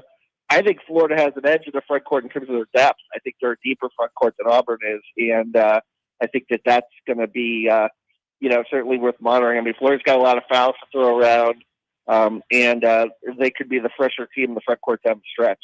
I think that's a great point, Kevin, because they can bang on him and do it with multiple players. If he is a little banged up, I think the physicality that they can play down low will be a big edge. If the game gets, and both these teams like to play up and down, but like you said, in domes, sometimes shooting can be a problem. If this game becomes more half-court-ish, who has the advantage in your opinion? Yeah, that's a good question. I would think Auburn would have the advantage there because of Broome, so I don't think they want it to be. I think it's going to be a mix where you get up and down a little bit and you play half court a little bit, you value possessions at the end.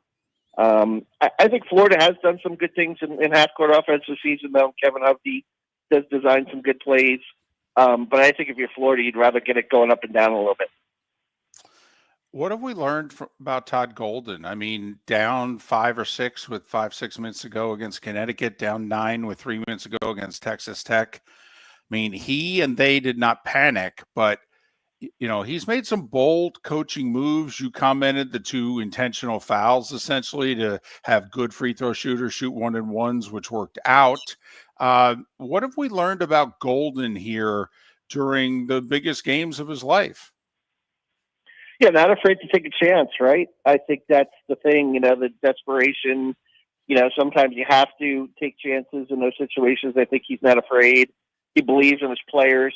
The thing about Todd is, he's a young coach. He's 39. I mean, Billy Donovan was 40 when he won his first national championship, just a little shy of his 41st birthday. So I think Todd relates to his players. He believes in his players. His players believe in him and the decisions they make. So I think it really adds up to what's been, certainly an incredible run in year 3, David. I mean, if you look at, the progression, 16 wins to 24 wins to 34 wins, that doesn't happen by accident. That's a lot of hard work that goes into it from, coaches, staff, and players. And it's been really an amazing run for them to get to this point.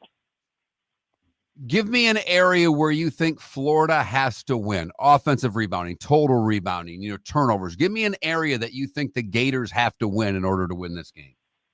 Yeah, I think rebounding margin is huge in this game. And, you've got a guy like Jedi Broom who's, tough inside and that is a load. But I think Florida has enough, pieces in the front court. I mean, Condon is going to be a key. I don't think he's been right, in terms of his ankle, since he hurt it against, the Maryland game. But, he might come in a little bit healthier here. And Tommy Houck is playing great right now. He's playing at a very high level, too. So I think that, you get the rebounds. I mean, I remember, back to that Auburn game, and Auburn was making a little run in the first game, and the backbreaker was Tommy Houck going up for an offensive rebound, getting it and kicking it back to Denzel Aberdeen for an open 3. So those kind of plays are going to be critical, I think, in this matchup. When does the team head to San Antonio? Yeah, tonight they'll be heading there, and practices start tomorrow, and it'll be an interesting atmosphere. I think the other factor too, obviously, is other than Elijah Martin, the FAU transfer, and Torian Green on the staff, not much Final Four experience. And I actually heard that Todd's going to reach out to Billy Donovan a little bit and some other people just about the ins and outs of handling that stage. But that should be interesting. Has Todd talked at all about, wasn't he the Dobo, director of basketball operations, on Pearl's first staff at Auburn? Has he talked at all about their relationship, how integral he was to getting his coaching career going, et cetera? Yeah, and he was an assistant coach too, David, for a year. So they, he speaks very highly of Bruce, and he's very close with Bruce's son, Stephen. They're kind of closer in age. Stephen Pearl's 37. So, he was very complimentary of Bruce and his time there in terms of what he learned from that program as a mentor. And certainly Auburn was just starting under Bruce then and was kind of building it up to where it is now. So it was a kind of a different time and place. He kind of joked about how far they've come. Both programs have come since he was texting Stephen Pearl over the weekend. So, yeah, a lot of respect for Bruce. I mean, they're 2-2 head-to-head. Coach mentor matchup, and Florida got the last one, so we'll see how it pans out on Saturday and what's probably the biggest one for both coaches. Kevin, it's not San Francisco, but San Antonio, a pretty good town. Enjoy it. Try some Texas chili. That's the only advice I'll give you. Yeah, it should be interesting. San Francisco was beautiful, though. I did have a good time there, and definitely want to go back there and catch a Giants game. That ballpark looks beautiful. Yeah, that's for sure. The Gainesville Sun expense account will go a lot further in San Antonio than it went in San Francisco, so use it. For sure, David. It'll be interesting. I've never been to San Antonio either, so I'm crossing off all these new cities on my list. Safe travels. Thanks for your time. We really appreciate it. All right, thank you.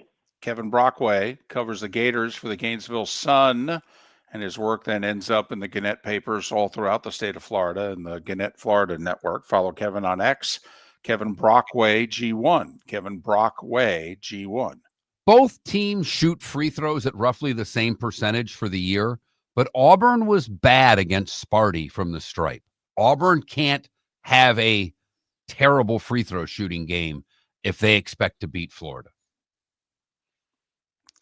So the Gators have played really good first games and not so good second games so far in this tournament. Now, granted, they were, what was it, Norfolk State? I mean, they were clearly better than them in a 116, but they played great for 30 minutes till they just got bored. And they were really good in the Sweet 16 game. And really good against Maryland. And just wore them down and wore them out. And, not many people beat Maryland as soundly as Florida did a week ago. But it is interesting, Mark. They can't oftentimes put two halves together. They have not even put two games back-to-back together.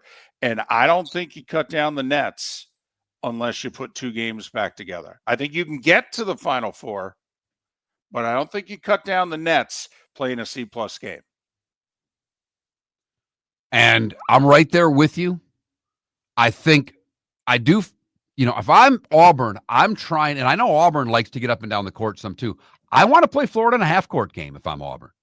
I want to force them to the half-court game. I have a good three-point defending team, and that's the type of game I want to get Florida. And if I'm Florida, I want to try to get the ball up and down the court, as Kevin mentioned, get the big guys running the lane. That opens everything up for Florida, opens up their three-point shooting, hopefully some easy baskets for them. We'll see the Gators and Auburn in the Final Four. Pat Kirwan, he's next. For over 50 years, the Nolan family has been dedicated to protecting local families. Nolan Family Insurance is a second-generation independent agency that specializes in home, flood, auto, and boat insurance. They take the time needed to explain your coverage options and answer your questions so you can make an informed decision that's right for you. If you're looking for an agency that treats you like family, call 941-639-1122 or go to nolanagency.com. That's 941-639-1122 or nolanagency.com. Basketball's heating up the hardwood. What a great time to stop in at the Floor Meisters and look at their hardwood. A large selection to choose from, including Mirage hardwood flooring. Floor Meisters has a look and style you want. Mirage wood is grown and made in Canada from the finest quality wood flooring you'll find. And while you're in, ask to see the Petite Enfant collection. 5 custom colors made only for the Floor Meisters. So good it has a 35-year warranty. Floor Meisters, 6281 Naples Boulevard, next to Costco, or floormeisters.com. American Paint Supplies, for nearly 30 years, is your one-stop shop for all your coating needs. If you are a designer, a contractor, a professional painter, or a weekend warrior, American Paint Supplies is the place where experts go to get expert solutions. At 6100 Shirley Street in Naples off of Pine Ridge, American Paint Supplies delivers the best solutions with the best products with the best support. Meet Gene and his team today at American Paint Supplies. Call 239-566-2700. That's 566-2700 or online at AmericanPaintSupplies.net. Wine glasses never fall over until you get a brand new rug. Oh, no. Ketchup bottles act normal till you're wearing a new shirt. Oh, you kidding me? And rocks slide peacefully on the road till the day you get a brand new windshield. Then they fly up off the road and attack without mercy. That's why new windshields from Glass Doctor come with our windshield protection plan. Unlimited repairs and one replacement for 12 months. Don't just fix it, protect it. Glass Doctor, a neighborly company. We've got a text message for Dr. Dollar. A few of my friends are taking daily Cialis or Viagra. What are the benefits and how much does it cost? Great question. Cialis, Tadalafil, and Viagra, Sildenafil are game changer for men who want better performance, stamina, and confidence. They improve blood flow, support long-lasting performance, and help you feel like yourself again. And the best part, at Revitalize Clinic, we make it affordable. Less than $1 per pill. No overpriced prescription, no hassle, just real results, American-made, at the best prices in town. Plus, with early hours starting at 5:30 in the morning, we fit your schedule. Take control of your health today. Call Revitalize Clinic at 239-277-5770. Visit revitalizelounge.com or text Dr. Dollar directly at 239-980-2302. That's 239-980-2302. Get results. Get confidence. Revitalize Clinic, because every man deserves to perform at his best without breaking the bank. Text Dr. Dollar now at 239-980-2302. This is Miller and Moulton.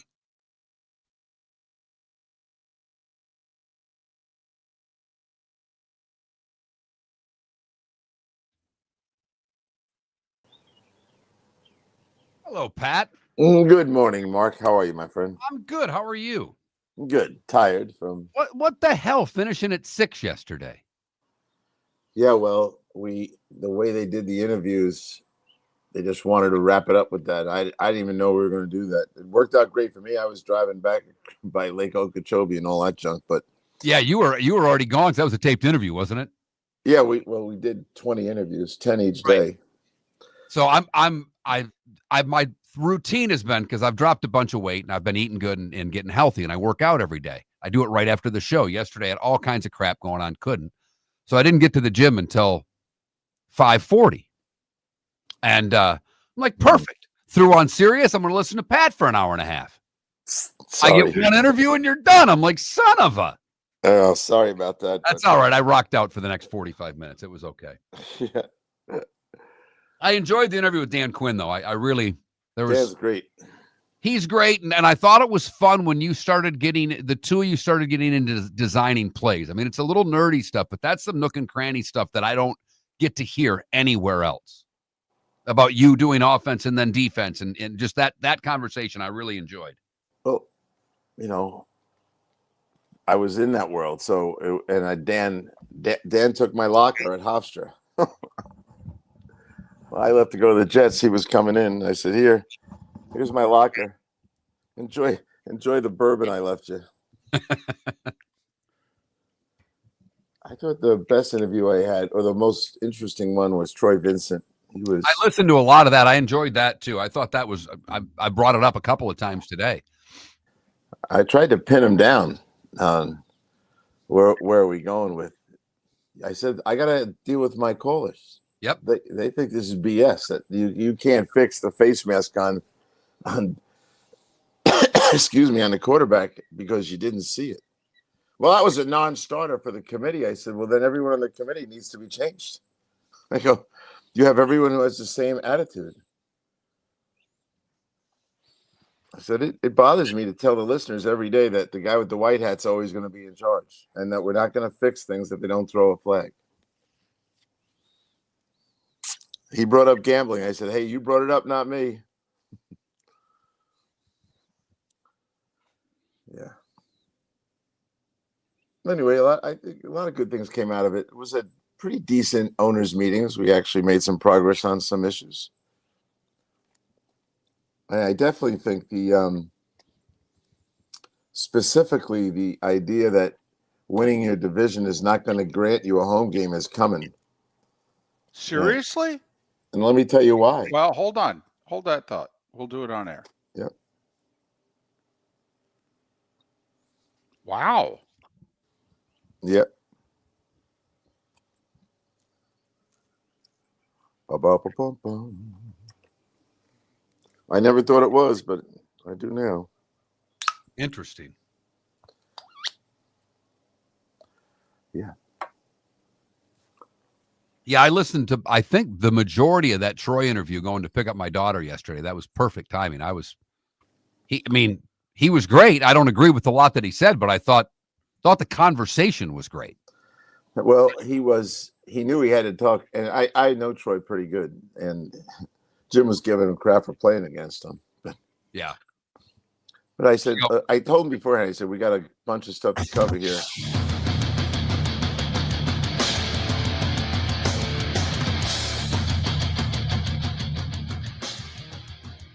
You're listening to Miller and Moulton, coming at you from the Floor Meister Studios. Floor Meisters, keeping it real. And now, here's Mark Miller and David Moulton. Halfway home, at least in the 239 and the 904. Final hour of the show, Lake City, Live Oak and surrounding areas, Port Charlotte, Venice and surrounding areas, Miller and Moulton, millerandmoulton.com, Miller_Moulton on X. Pat Kirwan, kind enough to join us on this hump day. We pushed it back a day so that Pat could wrap things up at the owners' meetings and encapsulate the entire experience in one setting. Pat joining us once again, courtesy of Pinchers, Tampa to Key West, all points in between. Pinchers, you can't fake fresh. So let's talk, Pat, about what they did. Then we'll get into what they didn't do. Then we can get into what it is you think they will be doing in the near future. So okay, touch back to the 35. They can take a look at a few more replay assist things. Sony Hawkeye cameras. I mean, did they do a lot? Well, the 35-yard line, it's interesting. I talked to a lot of coaches on the air and off the air, but they struggled because as a defensive-minded guy, they didn't think giving the guy the ball in the 35 was a good idea. But we knew that was going to pass. They were either going to move the kicker back or they were going to move the line to gain up to the 35. So they moved it to the 35. Everyone knew it was coming, so it wasn't a big shock. And I said to them, you're going to get more returns. Now you're going to have to be honest with all of us about injuries. You can say whatever you want. Well, it's close, compact, and everything else, but you're going to now go have 65. That's what they think, 65 returns versus 33, which is what they had last year. There'll be more injuries. I said, what are you going to do if there are more injuries? Retreat again? Because that's why we invented all this stuff. So we'll see where that goes. Kind of a boring one because it was there. I love that the overtime one. Everyone will get a position, but they really didn't say that. They kept the 10 minutes. Troy Vincent, who I talked to at length, said, Pat, 10 minutes doesn't guarantee the second team getting a possession. And he cited a game or two where someone held the ball for 10 minutes, I think Tom Brady. And so he goes, that could happen, but we anticipate that both teams, they said, well, there's your problem right there. It's still not guaranteed that. And I always use the Bengals with those guys. I go, so the Bengals lose the coin toss. They get scored on by a touchdown, and it took 10 minutes. That means Burrow never came out, right? He goes, yeah. I said, see, you're going to frustrate the fans again. But the 10 minutes, I think, there were those who didn't want to have two possessions, but those are the same guys who never wanted overtime. They just wanted ties. And they keep fighting back against this. And I said, this is not a good deal. If it ever happens, I don't think it's going to happen very often, but it potentially could that one team would not get a possession, which I think is disturbing. It was absolutely guaranteed both to get a possession if we kept the 15-minute overtime like we have. But, of course, now they want to talk about health and safety. Oh, no, 15 minutes. Come on, fellas. Pat, if it's on Sunday night and they have a Thursday game, I said, Thursday games is your fault, not our fault. Well, speaking of Thursday games, of all of the things that happened at the owners' meetings, and I know at some point, Pat, you're the one guy that I know who's actually going to talk to the commissioner. I don't know anybody else that'll talk to Roger Goodell. So I would hope that you would ask him in a much kinder way than I'm going to ask him. Do they give a rat's ass about the fans that actually go to the games? Because what they're doing, moving this window from 28 days to 21 days, is absolutely ridiculous. Well, I did talk to. I didn't see Roger about that subject. I wish I did, but I will see him shortly. He's going to be sitting down with me in 3 weeks from tomorrow at the draft, as the next event shows up. But no, of course they can't really say they care about the fans when they do these kind of things. They do care about their video, TV partners, and so that's what trumps everything. And so yeah, we're going to do it. And the coaches, they give you the same old answer. Well, you got to deal with what you deal with, and you can't fight it. And that's true. You can't tell your players that this is a handicap because then they have a reason to lose. So they'll give the old company answer on that. But no, I don't think they care that much about the fans. And the fans don't revolt. And if the fans ever revolted, they might listen to them. And what do I mean by revolting? I know a guy that you're sitting next to is a Giant fan. Remember when they were burning tickets, David? No one's doing that stuff anymore. But when they did that, the Mara family decided, let's go get George Young. So unless you do those things or the TV ratings drop, which they don't, but they're committed. I will say this about the streaming, and this was from Arthur Blank. He said, yeah, right now we're 80% television and 20% streaming, but in the very near future, we're going to be 80% streaming and 20% television. Now, that's got to be disturbing to CBS, Fox, and others. But that's where it is, and that's what he thinks is going to happen. It's because the streaming companies seem to have unlimited funds and the networks don't. And the NFL goes where the money is. It's why they're going to have an 18th game so they can open up the CBA, and that 11-year contract will become a 3 or 4 year contract before they can negotiate another one. Was there overwhelming pounding of the table to expand replay assist. I mean, that's on things that have already been called. Ours, and I know yours and most fans wanting replay assist expanded, was, hey, what about the calls you missed? And apparently that's a non-starter. Yeah, and this was a reality that they were very clear with me, at least Troy Vincent was, that, as you say, non-starter, that means they're not going to ever change it. They don't believe that you should take the power away from the white hat and then throw a flag down from the booth, basically, and they won't do it. And so when the Darnold face mask was obvious to the entire football world, but they missed it, that will not be overruled. That will not be changed. So we really have done nothing. Replay assist, great. It's a nice little machine in that they make decisions quick. We're not moving and slowing the game down. I like all that. But unless they decide to help fix a big mistake, and it's interesting because more than one person, not named me, brought up gambling. And I took the opportunity to seize that moment and go, well, yeah, what do you think they think of you when you don't fix a blatant mistake? Then they wanted to talk about, well, we evaluate the officials and they can get penalized. I said, yeah, but that's after the fact.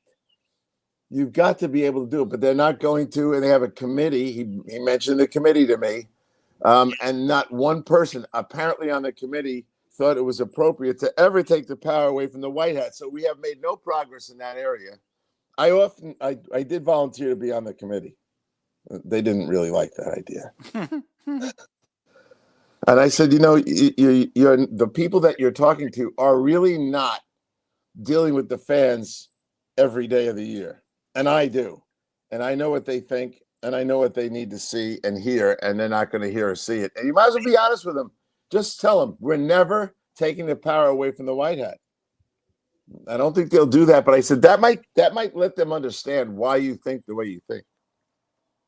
It is amazing, Pat, because we all want the officiating to be as close to perfect as possible. And we understand that these guys are humans and are going to make errors.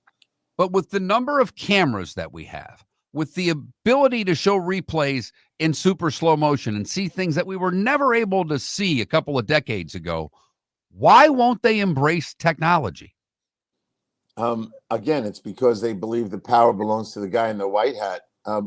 Interestingly enough, I don't know if you get a chance to go back and listen to the interviews, but the interview I did with Arthur Blank, I directed that question to Arthur, and Arthur said, we owe it to the fans to be as close to perfect as possible. And if that means changing how we see the game as supervised, then we should do that.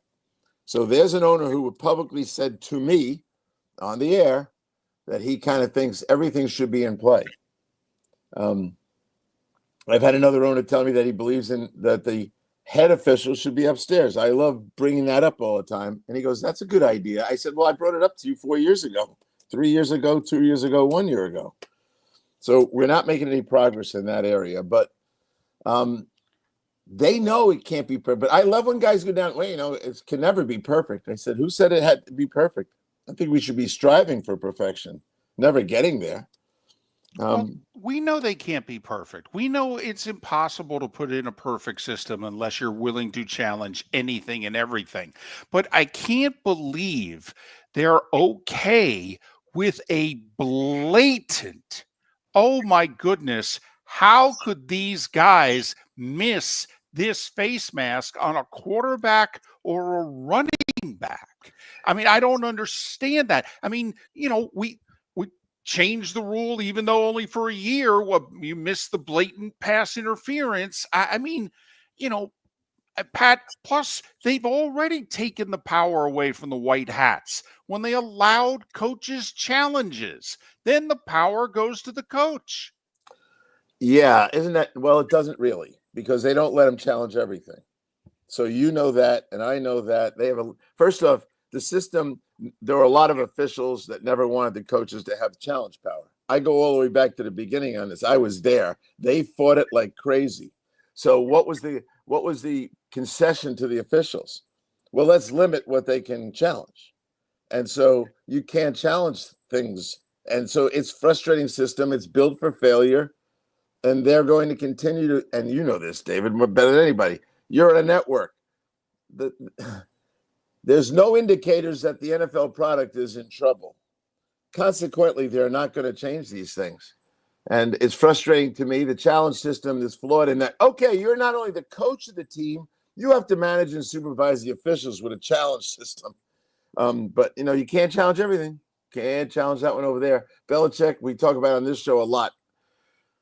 Belichick put in a request to challenge anything and everything, and didn't ask for more challenges. That might have solved the Sam Darnold face mask, which, by the way, was the impetus for expansion of replay stuff. So it's kind of hypocritical, but my job today is to tell the people nothing changed. You're not going to be able to see that play changed. And the guy who cares the most about football is going to be frustrated on the show today. Pat, we got about 30 seconds before we got to take our first break. But Tush Push got moved. Is Raj going to get the 8 votes he needs by May to ban the Tush Push? Yes, he will, because he had a meet. Did you guys watch his press conference? He went to the medical risk part of it. I did not. And then he came back and is on record as saying we ought to reinstitute and enforce our rule that you can't aid a runner. And I know they're doing that. They're going to rewrite it with you can't aid the runner, and that will get the 8 votes.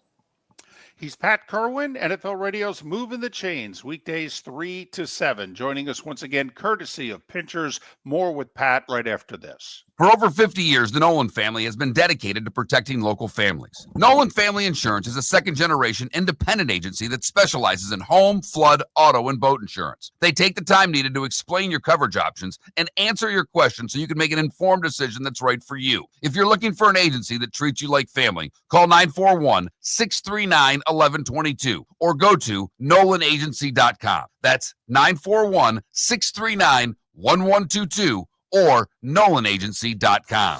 Whether you're chasing peak performance, reigniting intimacy, or simply want to feel your best, Game Day Men's Health creates customized game plans to optimize your health. Call 239-427-3441 for our Bonita Springs and Naples location to set up your free testosterone test and consultation. Mention Miller Moulton Radio Show for 10% off your service. Find your maximum self with Game Day Men's Health, Bonita Springs and Naples, Florida. Call 239-427-3441 today. American Paint Supplies, for nearly 30 years, is your one-stop shop for all your coating needs. If you are a designer, a contractor, a professional painter, or a weekend warrior, American Paint Supplies is the place where experts go to get expert solutions. At 6100 Shirley Street in Naples off of Pine Ridge, American Paint Supplies delivers the best solutions with the best products with the best support. Meet Gene and his team today at American Paint Supplies. Call 239-566-2700. That's 566-2700 or online at AmericanPaintSupplies.net. Basketball's heating up the hardwood. What a great time to stop in at the Floor Meisters and look at their hardwood. A large selection to choose from, including Mirage hardwood flooring. Floor Meisters has a look and style you want. Mirage wood is grown and made in Canada from the finest quality wood flooring you'll find. And while you're in, ask to see the Petite Enfant collection. 5 custom colors made only for the Floor Meisters. So good it has a 35-year warranty. Floor Meisters, 6281 Naples Boulevard, next to Costco, or floormeisters.com. This is Miller and Moulton.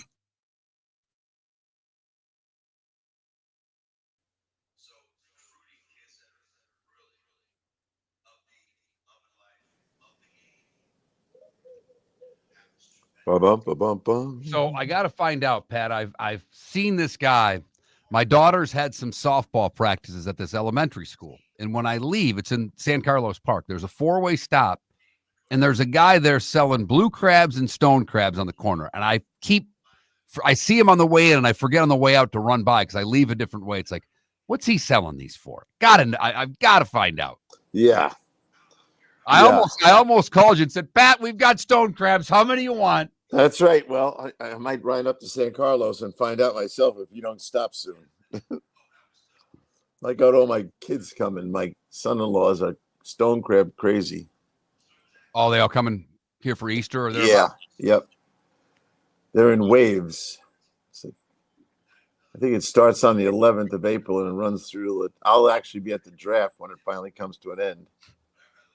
Yeah, my daughter, because, spring breaks here is, was a couple weeks ago, but she's now at the Catholic school, so she's back on the northern spring break, Holy Thursday through the following week. Yeah. Well, I'm glad she likes it there. She does. It's been a long, because she's done well academically, and I've been proud of her that way, but socially I've been worried, and all of a sudden she's now got a friend group, and good. She's having, a lot of play dates and that stuff. So she's made a couple of good friends there, and she's kind of transitioning from her old friends to her new friends, which, she'll keep her old ones, but it's great that she's met some new people that she really likes. Yeah, that's the way it should be. And a lot of kids find out that they too went to the school and left their friends behind. They have common ground. Yep. There's nothing like a lot of homework at night. Catholic schools. Oh, between homework and the sports that we're doing right now, she's busy from the time she gets up until she goes to bed. It's fantastic. Yeah, it's the way it should be. Damn right.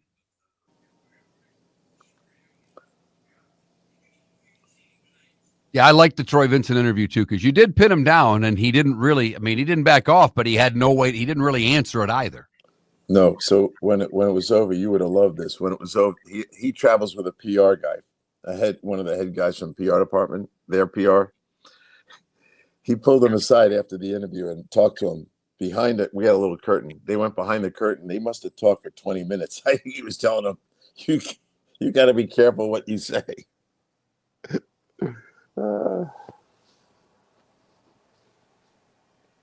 Well, I think that's, it's like us with you and some of the people we've had on for a long time. They know that you and Jim are football guys, so they're comfortable sitting down. Yeah. When they're comfortable, they're going to say more than they'd say if they, if David and I had Troy Vincent on and have no relationship with him. Yep. That's the truth. It takes time, and you got to, build trust up. But for the coaches, most of the coaches guys, now they're younger than me now, so I remember them when they were coming up. And I used to do, for about 10 years, I did a weekly article on assistant coach of the week. And John Harbaugh won it. A lot of guys that are coaching, head coaches, won that when they were young assistants. And they always bring it up. Yeah, you recognized me before anyone else did. I go, hey, I watched the games. I saw what you were doing. So that kind of helped me with a lot of the guys that are head coaches now that were just assistants back in the day.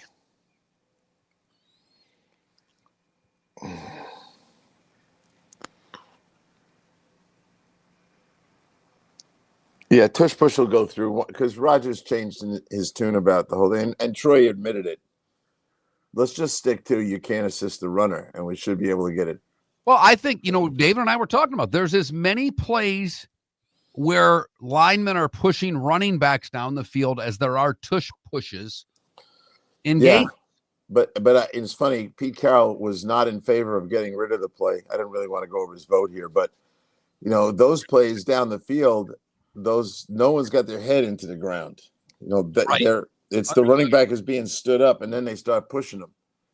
So it's different that way. But I can't mention the doctor, but Dr. Sills stood up on Monday and lectured everybody about the danger of the tush push. Here we go.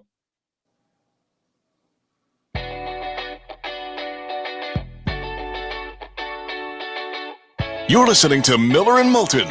And now, here's Mark Miller and David Moulton. Our remaining moments with Pat Kirwan, Seth Everett, to join us in a little more than 15 minutes time for his weekly visit on Miller and Moulton, millerandmoulton.com, Miller_Moulton on X.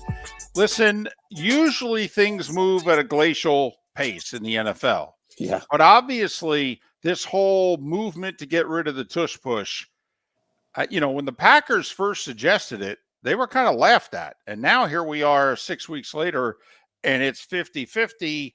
And you and others think that give Goodell 7 more weeks, he'll find 8 more votes, and we're going to ban this sucker. Is there anything else that when you were in Palm Beach that you were listening to people talk about in which you now think next year, maybe the owners' meetings in May, but next year or down the road, you're sensing a change in something.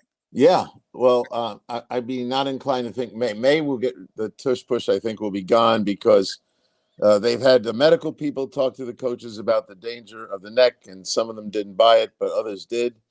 A lot of guys didn't buy that they had no data on injuries when we know two guys from the Giants got hurt, the center and the tight end during a tush push. They all remember watching Chris Jones working on his neck at the Super Bowl. So that medical part didn't hold up for a lot, but really it's going to be about no aiding and assisting the runner. And when they rewrite it, it'll get through. So that's that one. But the one that surprised me, Detroit makes a bid for playoff seeding so that you'd win your division, you're in the playoffs, but it wouldn't guarantee a home game. Everyone laughed at that. And as time went on and I talked to more people, what came out of it was, well, that's a very interesting. I didn't think they'd even say that. I thought they'd say, forget it. We always love the division winner with the home game. Here's what the logic is moving towards. When we played 16 games and there were 5 teams in the division, 50% of your schedule was division games. 5 teams in the division, that's 8 games in division on a 16-game schedule. So the division carried 50% of your games. If we get to 18 games, and we will in 2 years, I guess, if you don't expand the divisions, which I don't think they're going to, now all of a sudden you have 6 division games, and it's 33% of your schedule.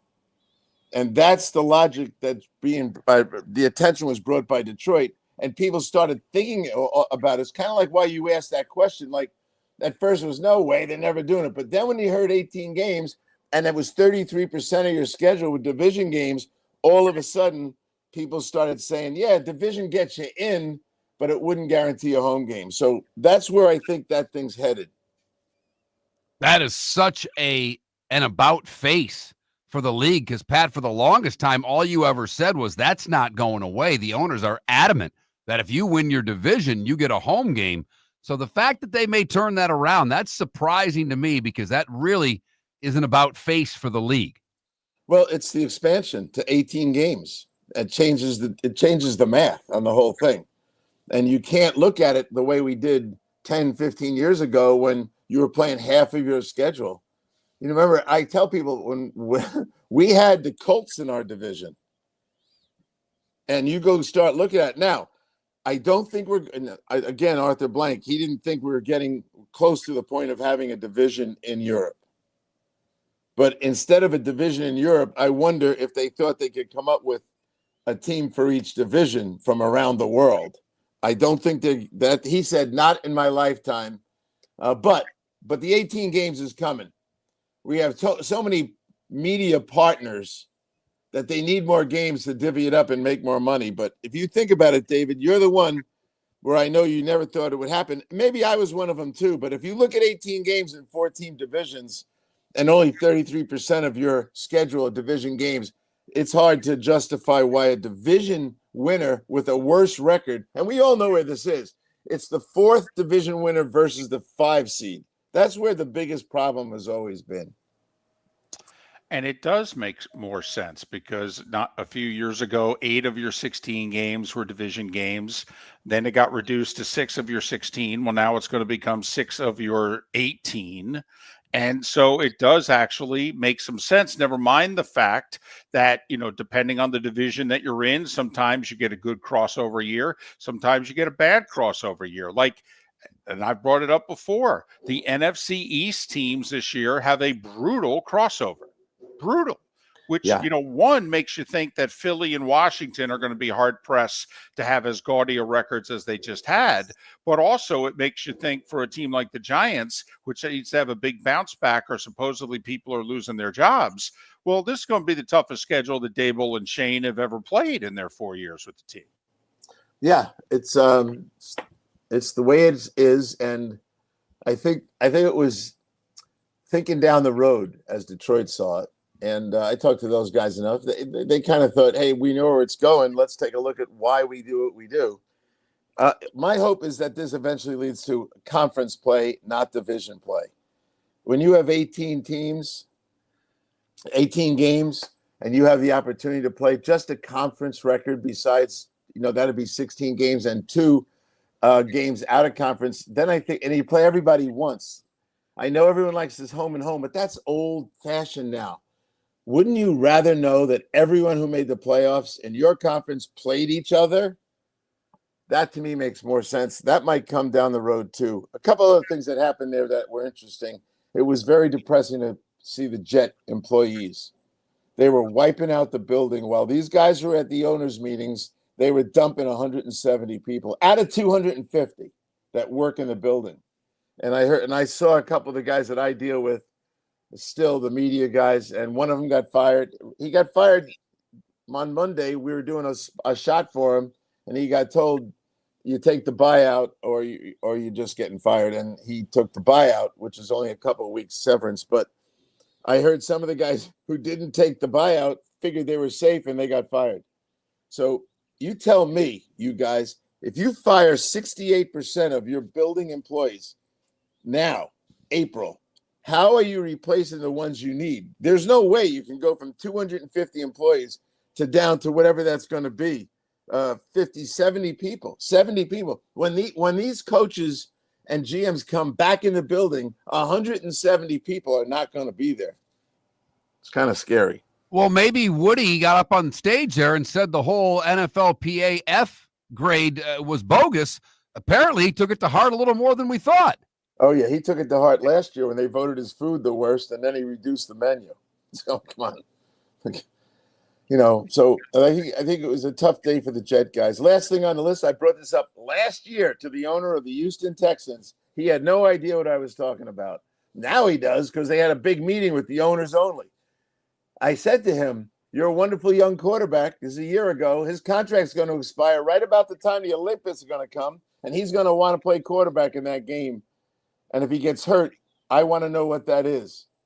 His wife, who was sitting with him at the time on the air, said, I never thought of that. We're not going to let him play. I said, I don't know that you have a choice. You could threaten him with NFI, but the league wants these guys. They're going to try to decide next couple of weeks. Are they going to let players play? Now, I don't know how you get to the let them play. I think you can threaten them with NFI, but stay tuned for active NFL players attempting to play in the Olympic Games on flag football. You got the league behind the players and not the teams, and that hardly ever happens. Yeah, well, the owners own the league, and they own the commissioner as well. NFI is non-football injury. Would you say that's an NFI injury? No. I would actually say it's a football injury. It's just a different form of football. Yeah, not the one that the owners pay for. I would, Pat. It's a non-football injury. It would be a non-starter for me. You're not playing. Period. End of sentence. And you got to write it into their contract. And you can't ride a motorcycle, you can't ride a jet ski, and you can't play Olympic flag football. Boy, I'd love for somebody like Mahomes or Allen or somebody to just look at the owner and go, I'm not going to sign that contract unless I can't play in LA. I'd love to see it. Don't tell me that the Kent family. All right. We don't have time. We'll do it. We'll do it again on Friday. Do you think you'd rather play that game than $250 million contract? No way. I'm just telling you, Mahomes has the hand. The owner of the Chiefs doesn't. Miller and Moulton are very grateful to you, the listeners, for making us one of the highest rated shows for men, because the working man is one of the toughest demos to reach, and we do.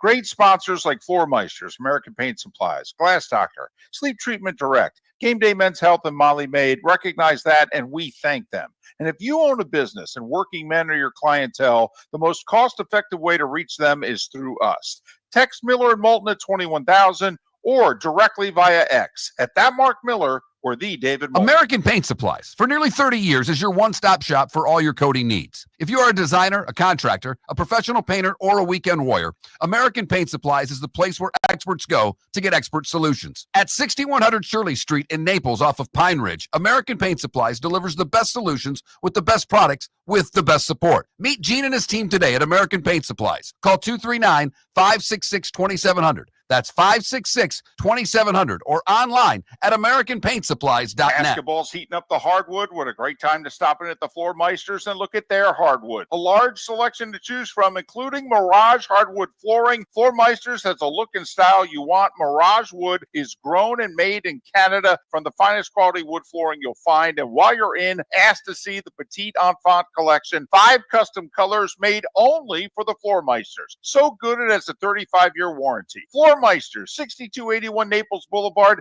next to Costco, or floormeisters.com. Is snoring bothering your spouse? Would you like to sleep in the same bed again? Do you know that snoring can affect your sleep cycle and cause lower testosterone levels? At Sleep Treatment Direct, we have easy solutions. We have a simple laser procedure that can improve snoring in 10 minutes. If you would like to get back in the same bed or are looking for a natural way to treat low testosterone, give us a call at 239-444-1741. That's 239-444-1741. Or go to sleeptreatmentdirect.com. That's sleeptreatmentdirect.com. Sleep Treatment Direct. Sleep safe and sound. This is Miller and Moulton.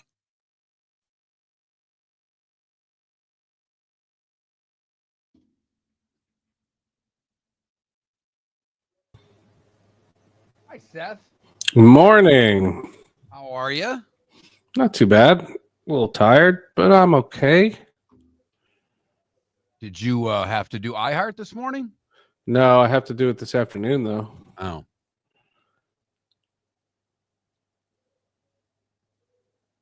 I think my hockey season ended last night in the span of an hour.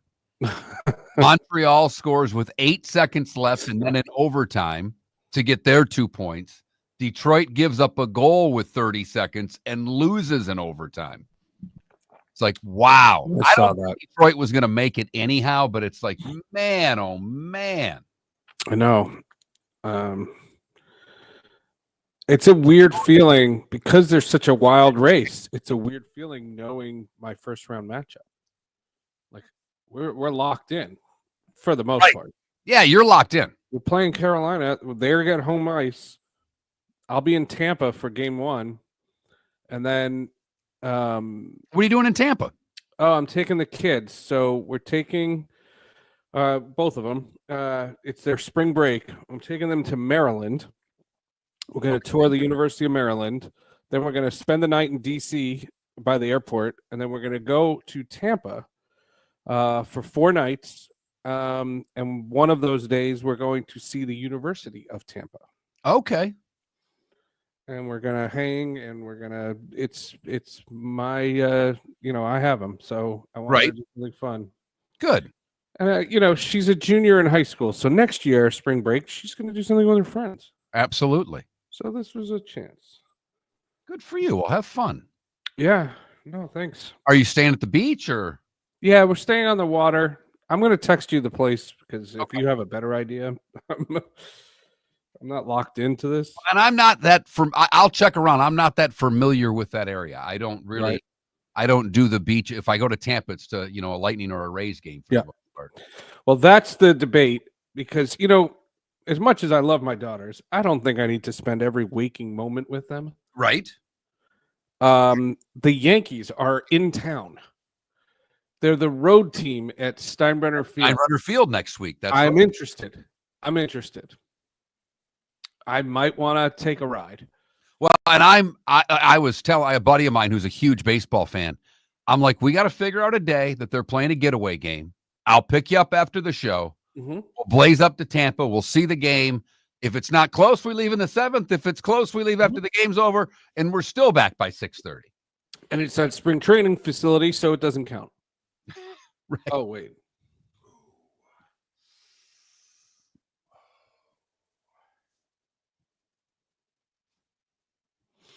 I'm curious. Just the novelty of the whole thing. My buddy was in Oakland or Sacramento and saw that and said it's a nightmare. That's what the reports are. There have not been bad reports out of Tampa. There have been bad reports. The thing with Tampa is going to be the elements when it gets absolutely. No, absolutely. Yeah, it's going to be terrible. It's not terrible yet.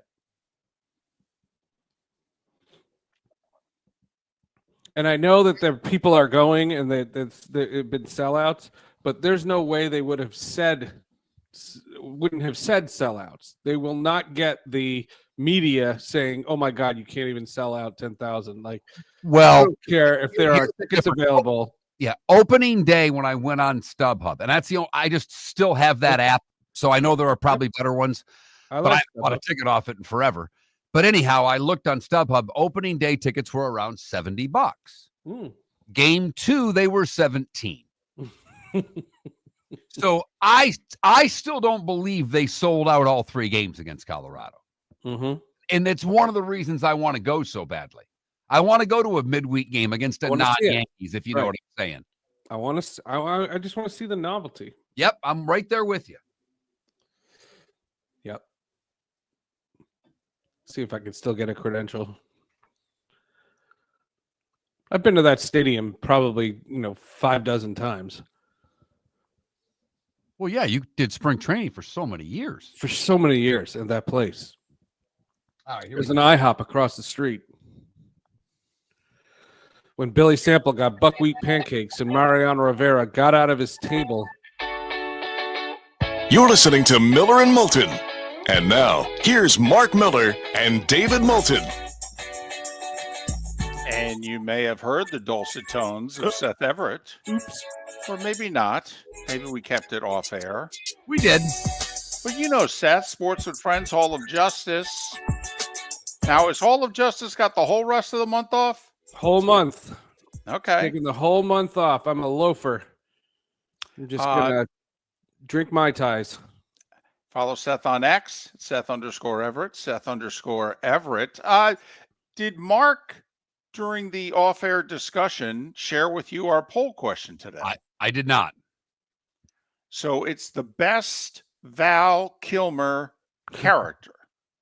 Well, we did it out. I put 4 up there. Iceman, Doc Holliday, Batman, or Jim Morrison. Which of those 4 is your favorite Val Kilmer role? Of those 4, Batman. Okay. Why? But my favorite is Real Genius. Okay. He was in Real Genius when they invented Kelly LeBrock. Right. Right. Yeah, I saw the Val Kilmer news, and it's funny. There's an underlying controversy going on in the superhero world about a director's cut of Batman Forever that exists. The director, Joel Schumacher, has since passed. And there is an outpouring that with streaming the way it is, and, give me a reason to sign up for a streaming service, a director's cut of Batman Forever, supposedly very dark. And what happened was Warner Brothers was trying to sell toys, and they had him dumb it down. And so that's why it's more Jim Carrey. If you remember Batman Forever, it was Jim Carrey, Tommy Lee Jones was in it, Nicole Kidman was in it, and it was very hokey. And it was very unlike the theme of the Michael Keaton Batmans. And supposedly there is this director's cut, and people have gone online saying they saw it, and I would love to see that movie. That would be fantastic. Where do you rank Val Kilmer as Batman? Oh, toward the bottom. Toward the bottom. Keaton's 1 in my estimation. Christian Bale would probably be 2. All right. And the rest is the riffraff. Val Kilmer, better than Affleck or worse? See, I think Affleck's better, but they were both in bad movies. So it's not Affleck's fault. It's the same. It's my standard Hall of Justice line. Ryan Reynolds was great as Green Lantern. It's not his fault he fought a cloud. Gotcha. It's the same thing for Affleck and Val Kilmer for that matter. But like I said, supposedly Val Kilmer is great in this director's cut. That I've been reading that for like the last couple years. I'm curious, and we've not brought this up on the show, and sometimes I hesitate to bring these things up, but I want to do it with you. Story emerged yesterday of the young lady who's the Ole Miss student and potentially suing Pat McAfee. McAfee spread rumors about her that were completely untrue, and many others did, but it blew up, and a lot of it's because of McAfee. Do you think First off, do you think there'll be any legs to the lawsuit? And do you think this will change the way ESPN tries to rein in their wild Pat McAfee? Two things to that. Number one, I need to know more about it to know if it has legs. I do think it's going to go forward, and I think it's going to not go anywhere. I know Katie Strang is working on a big story for The Athletic on it with more context. I need more context. I don't watch Pat McAfee. I didn't know. I just read what you guys read. That being said, Pat McAfee doesn't work for ESPN, and they license his show. They buy his content and they put it on their air. But he does not work for ESPN. There is very little they could do except for take him off the air. And if they take him off the air, from what I understand, is they still pay him anyway. And what I mean by pay him, they pay for the rights to his show. They do not. He's not an employee. He doesn't have a W-2. Well, hold on. His show may technically fall under that tax umbrella, but he is a part of College Game Day. And from what I understand, that's a 1099. Like that's right. He's paid separate. So what you're saying is he's paid separately for Game Day. It's 17. He doesn't work for ESPN, right? Don't they they do all his booking for him? Like when he was doing everything himself, he said what wore on him was making all the travel plans and everything for all his employees. And I guess where ESPN is helping him is their support folks. They can arrange travel. They can do things, for his employees. But I think it's $17 million a year. They hand Pat McAfee and they say, "Here, make it work." Yeah, that's an absurd amount of money. I don't, again, I guess people watch the YouTube show. He falls to me in the Stephen A. Smith, Skip Bayless.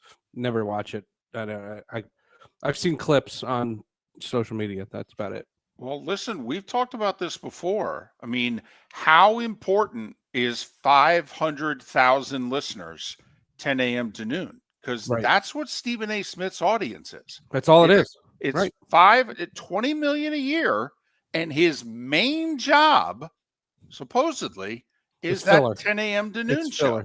That's right. PTI in a linear world, it's PTI gets double the audience that Stephen A. Smith's show gets. Yep. And play-by-play gets 4 times. So if you're going to spend $20 million on either the ACC or Stephen A. Smith, you're going to spend it on the ACC. And at the end of the day, not necessarily. Well, but the difference between those just an example. Stephen A. Smith sets what ESPN talks about the rest of the day. McAfee's his own entity. I mean, very similar money, but very different. And how the network views them, to me. It's all white noise to me. It really is. And it's funny because I teach at Montclair State. I teach a history of sports broadcasting, and we have a lecture on television talk shows, the evolution. It goes from sports radio, and then eventually, a couple of weeks later, you get to the television talk show. And so I've been listening to these clips. I put together these clips of the best of Stephen A. Smith and the best of Skip Bayless. It is such drivel.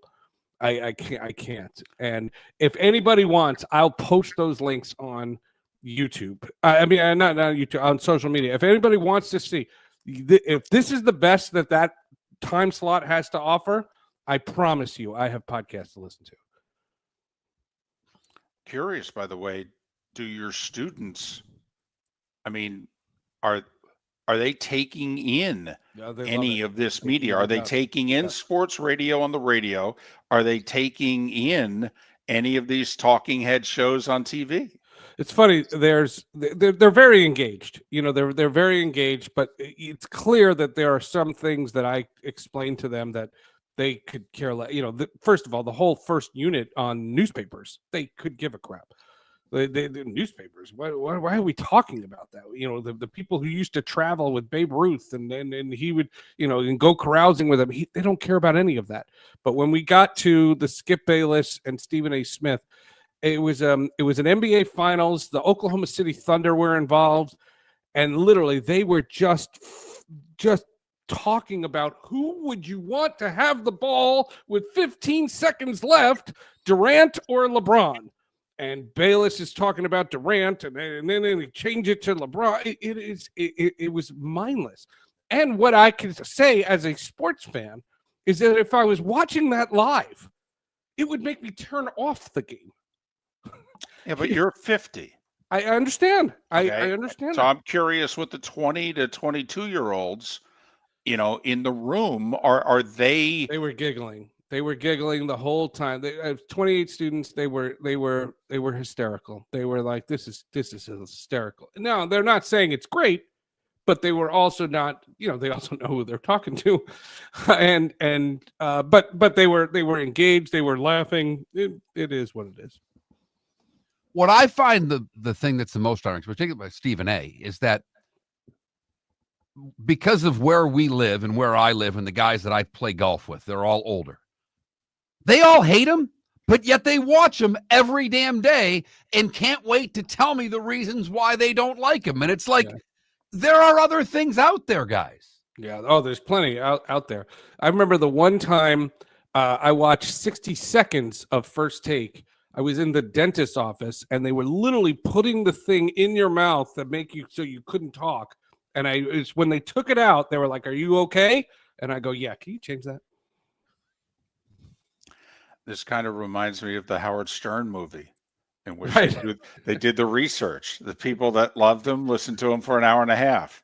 What about the people who hate him? They listened for 2 hours and 15 minutes. Right. Okay. Mark, apparently that's the guy you golf with. It is. It's unbelievable. Yeah. All right, Seth, you're a hockey guy. You're a Devils fan first. How into Ovechkin's record are you right now? How interested are you in watching Ovechkin chase down Gretzky and possibly do it before the end of the regular season? I'm lukewarm. I'm interested. I have respect for it, and I hope he gets it. But I said 2 weeks ago on your show, and I said it on my podcast, I didn't think he was going to get it this season. I still don't, but I could be wrong. And sports are sometimes great. That would be really fun if it was the last day of the season. I'm interested in the Caps. The Caps have been a juggernaut this year, kind of out of nowhere, and I'm curious to see what happens in the playoffs with them. They're gonna probably have an easier first round matchup. In one of these mishmash that are fighting for the playoffs. I would love to see Montreal upset them. That would be amazing. But we'll see. We'll see what happens. I have 2 words: beat Carolina. Beat Carolina. Beat Carolina. Well, that's because that's who your team's going to end up playing in the first round. Do you think the league, though, by going all in on Ovechkin, hasn't the league either tipped their hand that don't they have to push for Russia's involvement now in the Olympics? They kept them out of this 4 nations. I know. But, if you're all in, like NHL Network Radio's carrying every Caps game through the rest of the season or until he breaks the record. All right. Obviously, this is the number one story in the sport. He is a star player, a Hall of Fame legendary player. The league is all in on it. Well, then, are you just using him for 4 weeks and then you're going to throw him and the Russians aside when it comes to the Olympics? I don't know. I do think they're isolated situations. I think for Ovechkin, he has shown himself to be a good ambassador for the sport. He does have pictures with Putin on his Instagram. But the fact of the matter is, I saw what I happened to have been watching when the Caps played the Wild. Right. And he had the whole team come out and shake Marc-Andre Fleury's hand. I thought that was amazing. I just, I wish that other teams would do that. I think that he should be getting like a victory lap. And the Devils played the Wild twice, and I just wanted more. Just show some support for Marc-Andre Fleury, who, by the way, second in the all-time in games played to Martin Brodeur, which I did not realize that he played more games. I knew he had the wins record. I didn't even realize he was the all-time games. I said to my kids, I said, when I say he's the best, he really was the best. Oh, Dad. Oh, Dad, you think everybody's the best. Since apparently, you're only doing sports with friends in April, what do you have? Len Elmore, fantastic former broadcaster. Now he's a lawyer. He's a professor at Columbia. We had a wide-ranging conversation about the NCAA tournament, about NIL, about the transfer portal. We talked about activism. We talked about how players can embrace social media. We talked about women's sports a great deal. It's a really wide-ranging conversation with a really interesting guy. I was always a Len Elmore fan. He's a Maryland alum also. Yes, he so is. I'm curious if you went down that road also with the turmoil. We didn't know when we recorded it what they were doing. He and Vern did Kentucky Duke in 92. Leitner game. Yep. Yeah, we talked about that. Yeah, it's a really fun thing. And Hall of Justice is not going away for good. We're doing it. It's just there's some production elements that are it's this massive undertaking that I have to do for both shows, and I needed time, and that was something I could mortgage for a month. So, Hall of Justice comes back in with a vengeance. We already have like 3 podcasts ready to go in May. Once I clear all this tech stuff in, and when I say F Spotify, I mean it sincerely from the bottom of my heart. Okay. I hate Spotify as More much than as the I Mets. hate the Rangers. Wait a minute. Spotify or the Mets? Who do you hate more? Right now, Spotify. Spotify or the Rangers? It's very, very close. Seth Everett, Seth_Everett on X. Make sure you check out Sports with Friends. Seth, all the best. Be good. We'll talk next week. You got it, guys. Seth joining us on the American Paint Supplies Hotline, your one-stop shop for all your coating needs.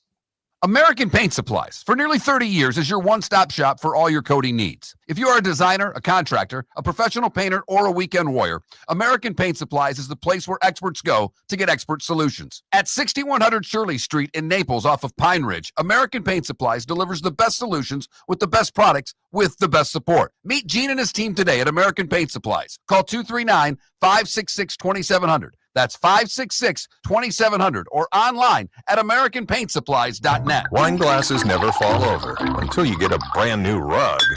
Oh, no! Ketchup bottles act normal till you're wearing a new shirt. Oh, you kidding me? And rocks slide peacefully on the road till the day you get a brand new windshield. Then they fly up off the road and attack without mercy. That's why new windshields from Glass Doctor come with our windshield protection plan. Unlimited repairs and 1 replacement for 12 months. Don't just fix it, protect it. Glass Doctor.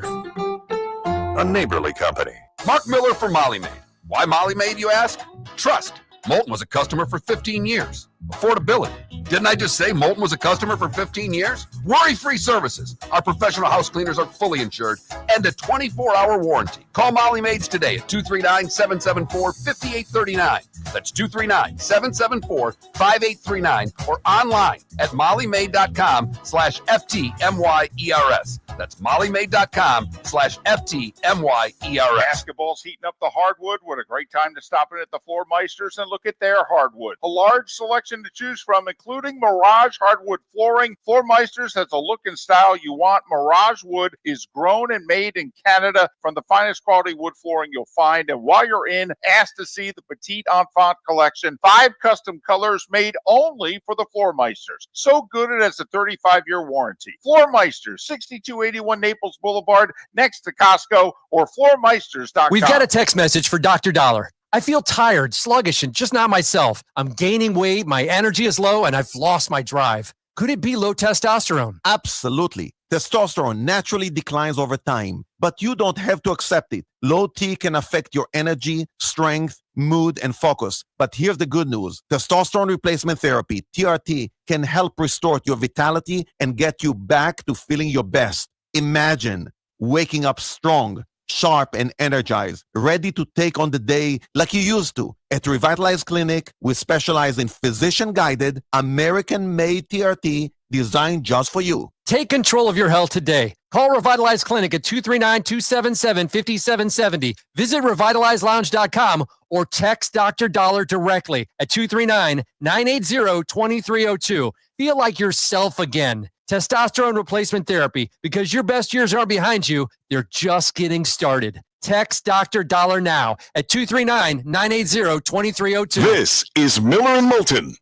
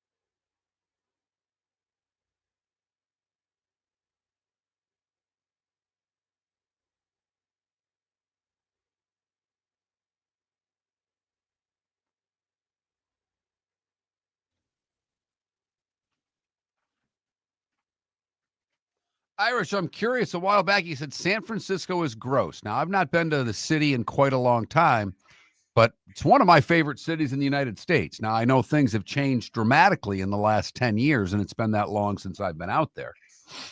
But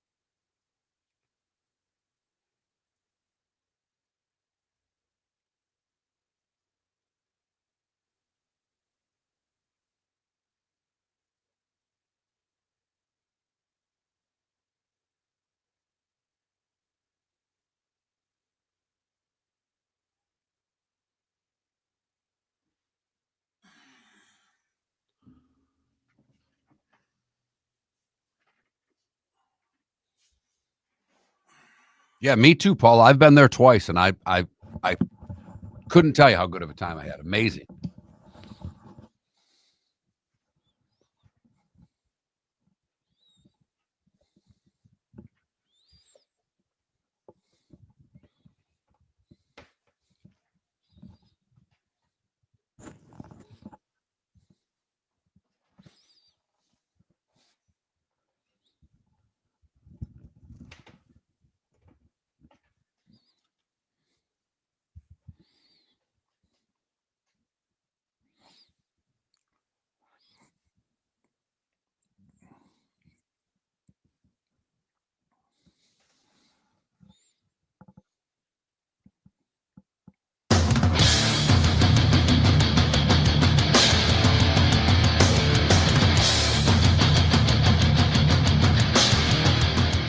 You're listening to Miller and Moulton, coming at you from the Floor Meister Studios. Floor Meisters, keeping it real.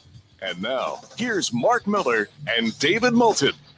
It is the bonus hour on this hump day as we get over it together. Miller and Moulton, millerandmoulton.com, Miller_Moulton on X. Our poll question today with the passing of Val Kilmer, which was your favorite Kilmer movie role? Iceman and Top Gun, Batman and Batman Forever, Jim Morrison and the Doors, or Doc Holliday and Tombstone, and that is winning it with 60+% of the vote. Not even close. Nope. Happened to see a post from Jennifer Tilly. Kevin Brockway, who was on our show, reposted it on X about Val Kilmer. And Jennifer Tilly says, a long time ago, I was auditioning for the movie The Doors. It was a cattle call. They paired together potential Jims with potential Pamelas, and they were running behind, so we were spilling out of the casting office, sitting on the porch, the lawn, and the driveway. All of a sudden, a 60s convertible came screeching up, blaring Doors music at top volume, and a guy jumped out and strode inside. He had wild hair, and he was barefoot, shirtless, and wearing nothing but a pair of tight leather pants. We all looked at each other like, who is this guy? We were a little more than shook by the sheer audacity of the entrance. Well, of course, it was Val Kilmer, and from that moment on, nobody else stood a chance. He was great as Morrison. That was my vote in our poll question, was Val Kilmer as Jim Morrison in the Doors movie, but you guys are going with Doc Holliday, which he was great in as well. Yes, he was. There were folks who thought he should have won the Academy Award for that it was that good of a performance. And it's a bigger movie. It's on more. Tombstone makes its rounds. It's one of those movies for me that if it comes on, I'm probably stopping and watching for a little while. Miller and Moulton. A lot going on in the sports world. Yesterday, NFL owners' meetings wrap up. They don't ban the tush push, not yet. We had Pat Kirwan on an hour ago. He says Goodell will get the votes in 7 weeks' time. He needs 8 more votes. Supposedly it was split 16-16. Got to get 24 to do anything. Pat believes Goodell's going to get the votes. They're going to word it differently, get a few votes with the whole player safety angle, add it up, they'll get the 8 votes, and they'll go. That's what Pat believes. I'm not so sure. I think part of the reason they're going to get it is because of the verbiage changing the blocking the runner downfield. Assisting the runner. I mean, Yeah. Sean McVay said, I'm really not inclined to support a rule change which seems to me to be penalizing 2 teams, Philadelphia and Buffalo. He goes, they didn't do anything to deserve this. And I do agree with that. Like, I don't think it's a football play. I think it violates a rule that was already on the books. Okay, but the NFL for the last 3 years has said it doesn't. Well, then in that case, okay, I would argue it does. You know, I would appeal and go to court and say, it's on the books right here. Tell me that what is happening is not this. The 2 seem to be, coincide to me, but the NFL saying no. Now I guess they're going to go back and take the Miller and Moulton side, which is, wait a minute, I thought you couldn't assist the runner. So that is the only thing left of the rule changes. We've spent a lot of time today talking about replay assist. And they added a bunch of different areas where they can use replay assist. I'm for all of them, every single one. But what they are not going to allow is for replay assist to call a penalty when a penalty was not called. They cannot throw flags, essentially. So the Sam Darnold face mask will always be a face mask. They're not going to throw a flag when one wasn't thrown. And I don't know how they can justify it with the technology they have. They refuse to embrace technology to make the referee's job easier. And while you all wonder how the hell do they miss it, they're human. They miss things. It happens. But I don't want a game to be decided because blank happens. Right. I think the alternative, I really do, is in part, it was the Belichick suggestion from nearly 15 years ago, which is make the missed call something that can be challenged. Do it that way. If you don't want replay assist to have the ability to say upon further review and the ref takes his flag out of his pocket and throws it on the ground, well, then let teams be able to challenge it and do it for you.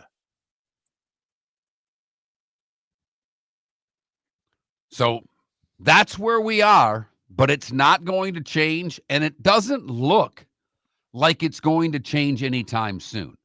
I mean, the fact that it was a non-starter with the competition committee means that they're not anywhere close to even getting this to a vote.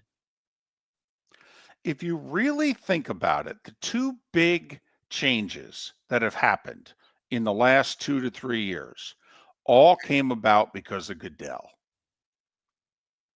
One is the whole dynamic kickoff, which they now made a touchback, moved out to the 35-yard line and not just the 30. But it was Goodell who said, we're bringing the kickoffs back into the game, come up with a system. No is not an option. Now, they came up with what they came up with. I'd say, 60, 70% of us don't like it.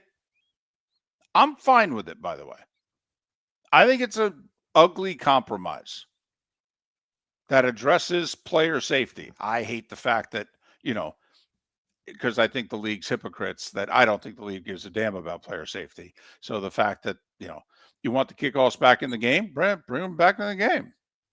And, you got no problems, by the way, the 18 to 22-year-olds on Saturdays running around doing them. So, I don't want to hear it. And I wish it was never even brought up. I thought all along they needed to move the kicker back. If they want to put this rule in, whatever. They want more returns, great. But I don't get why it's a game where you play everything at 100%. You do everything as hard as you can in football. You can't be lazy. You can't give an 80% effort. And that they tell the kickers, I need you to kick an 80%er here. Move them back. Let them bang the ball to the goal line. Figure out what it is. Let them kick the damn ball. It doesn't make any sense to me because the players are at the same spot wherever the kicker kicks it from. It has nothing to do with the other 21 players on the field. So the kickoff got changed because of Goodell. And apparently Goodell was the movement behind the getting rid of the tush push. Because when it was suggested by the Packers 6+ weeks ago, it had no chance in blank. And somewhere along the way, Goodell, for whatever reason, I don't know that he said it, but that Goodell is against it. And he was lobbying yesterday. He wanted to be able to vote it out yesterday. He doesn't have the votes. That's why it's tabled.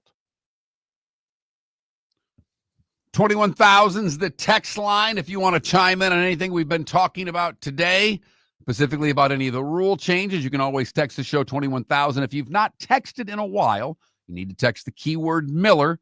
That will get you behind the green door, and from that point, you can text to your heart's desire. Pat Kirwan, Seth Everett, Kevin Brockway, all on the show earlier today. In case you missed it, you can download the podcast. Got into the Gators with Kevin Brockway. They take on Auburn. Gators leaving today for San Antonio as they get ready for their Final Four matchup on Saturday. Gators are the favorite against Auburn. 2.5 points, right? I believe so. It's what it was initially. That's the tighter of the two lines. All right. Florida's 2.5. Duke's up to 5.5 point favorite against Houston. The Gator game's the first one, 6-ish. The Duke game will be just before 9 or maybe just after 9, depending on how long these games have been taking. By the way, when you've been watching these games, You sure you don't want to go to 10-minute quarters?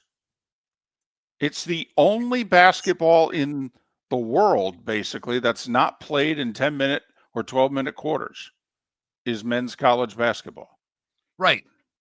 I mean, high school's 8-minute quarters, I believe. At least it was. I believe it still is. Mm-hmm. Women's college basketball, 10-minute quarters. They made the change almost 10 years ago, right? They went to the NBA, 12-minute quarters. Yet Right. college basketball still runs on the half system.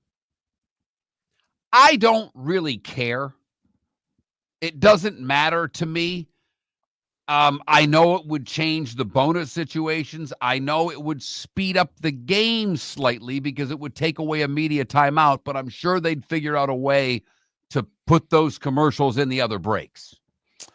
Here's the reason why I think you would be against it at the end of the day if you had to vote.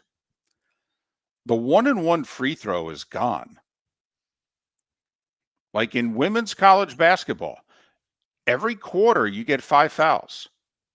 And once you get to 5, it's 2 shots. So the pressurized 1-and-1 free throw situation doesn't exist in women's college basketball. And I do hate that. I love, Gator fan loves the 1-and-1 right now. Right. Yeah. But because it's 5 fouls, I don't think there'd be as many free throws as there is in the 20-minute half. I know it's the same amount of time, but once you get to 7, now you got to get, 5 and 10 minutes. That doesn't happen nearly as often. Teams aren't in the bonus in the first 10 minutes, or close to it. So you could convince me. I'd have to see some data as to whether or not free throws remained the same or dropped, like in the women's game when they made the change. I'm in favor of it because I feel as if the quarters go faster. And I do think that these college games, too many damn timeouts, I feel that they are taking too long. Miller and Moulton. Miller and Moulton are very grateful to you, the listeners, for making us one of the highest rated shows for men, because the working man is one of the toughest demos to reach, and we do. Great sponsors like Floor Meisters, American Paint Supplies, Glass Doctor, Sleep Treatment Direct, Game Day Men's Health, and Molly Maid recognize that, and we thank them. And if you own a business and working men are your clientele, the most cost-effective way to reach them is through us. Text Miller and Moulton at 21,000 or directly via X at that Mark Miller or the David Moulton. Whether you're chasing peak performance, reigniting intimacy, or simply want to feel your best, Game Day Men's Health creates customized game plans to optimize your health. Call 239-427-3441 for our Bonita Springs and Naples location to set up your free testosterone test and consultation. Mention Miller Moulton Radio Show for 10% off your service.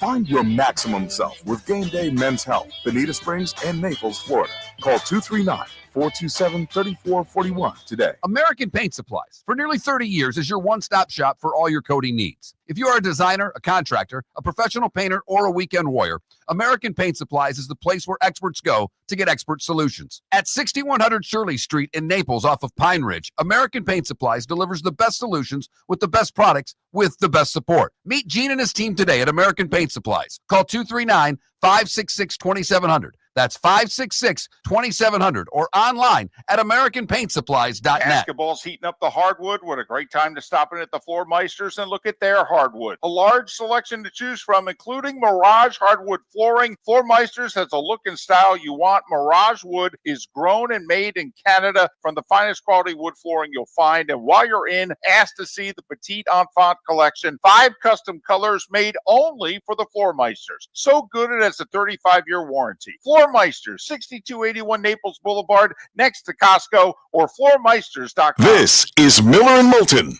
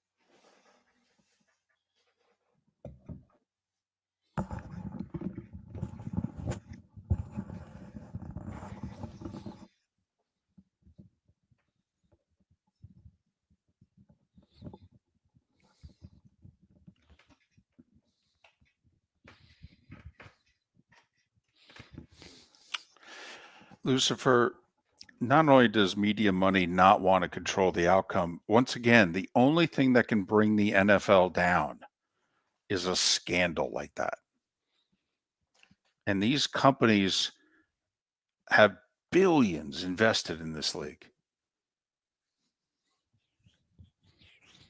It doesn't matter who wins these games. Okay. Some attract more viewers, but I mean, do you think an NFC championship game's not going to get 50 million viewers? Jacksonville could be in the AFC championship game. Welcome back to Miller and Moulton. Text the guys what's in your mind at 21,000. That's 21000. And now, here's David Moulton. 21 minutes after the hour. Good, bad, and ugly. What's on tap? Today was the day when. Some final thoughts, all coming up on Miller and Moulton.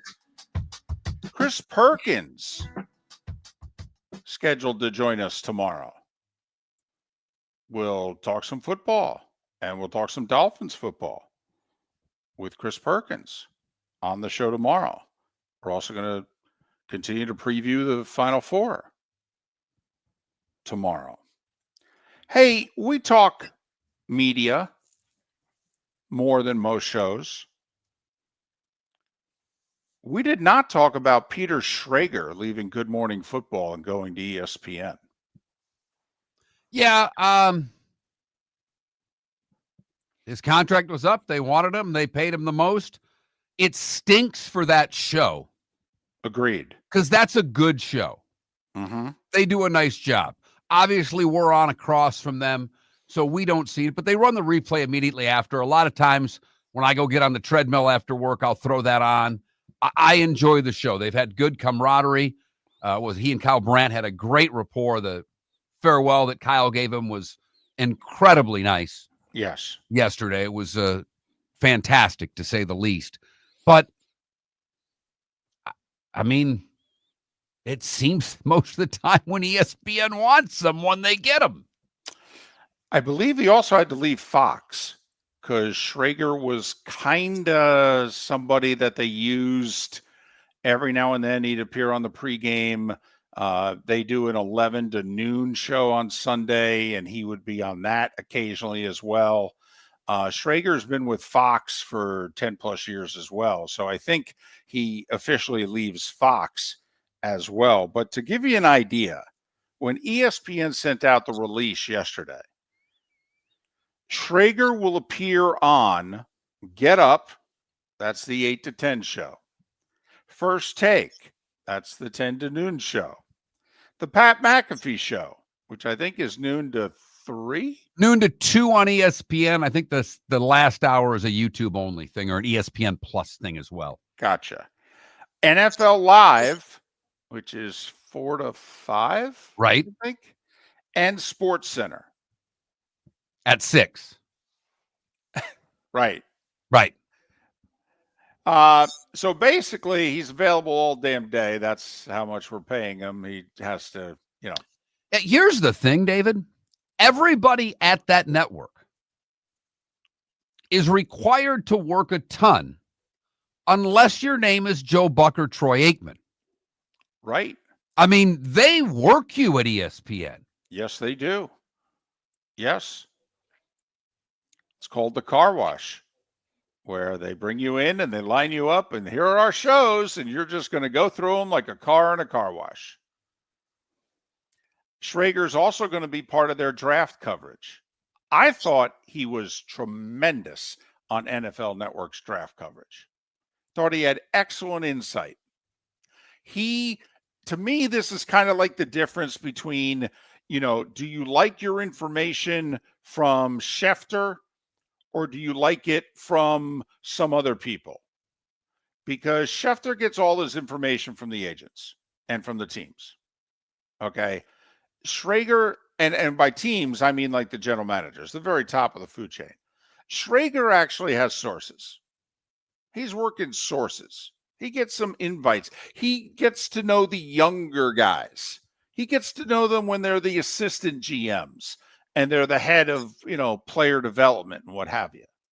To me, Mark, it was kind of like when, Woj was still doing the NBA. When you had a Woj bomb and when you had a report from Shams. Okay. Woj was getting his money, getting his info from the teams, from the hierarchy of the teams. Okay. Shams was getting his information from the players. And you could just tell they had totally different sources. Well, and not that Woj was old, but he was older. He came up with some of those GMs. Schefter's now, he may have started that way, but his contacts are all farther up the food chain now. And I think what we're just having, David, is they're starting to bring in the next generation of talent for us. It's just getting younger, getting people that are closer in age to those that are making the decisions. And, it's just changing to the times.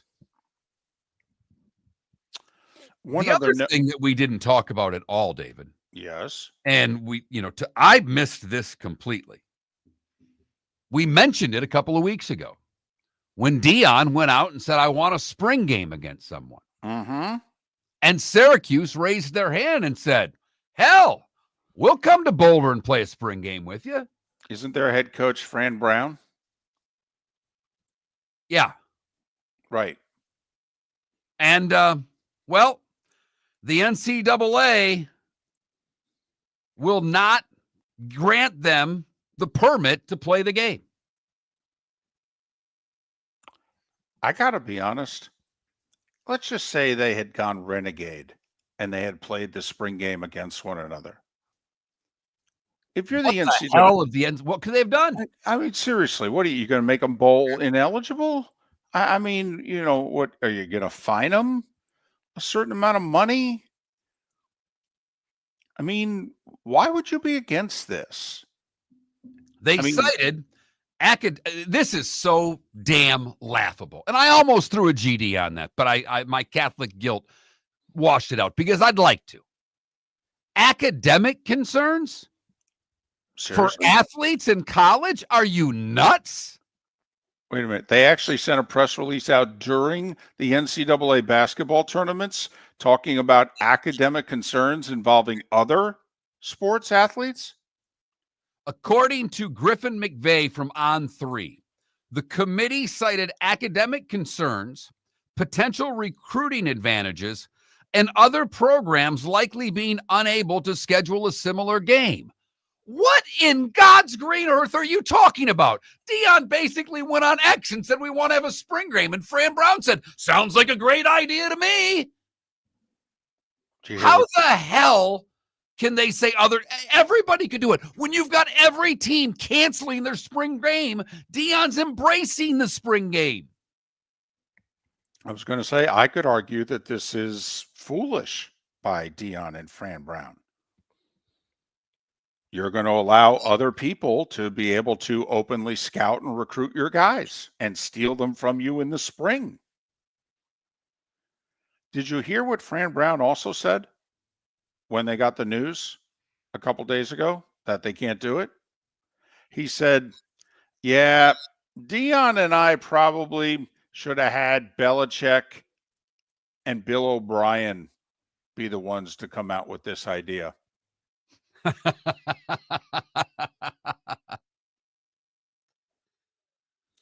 And I wonder, that's great. I mean, implying a few things there.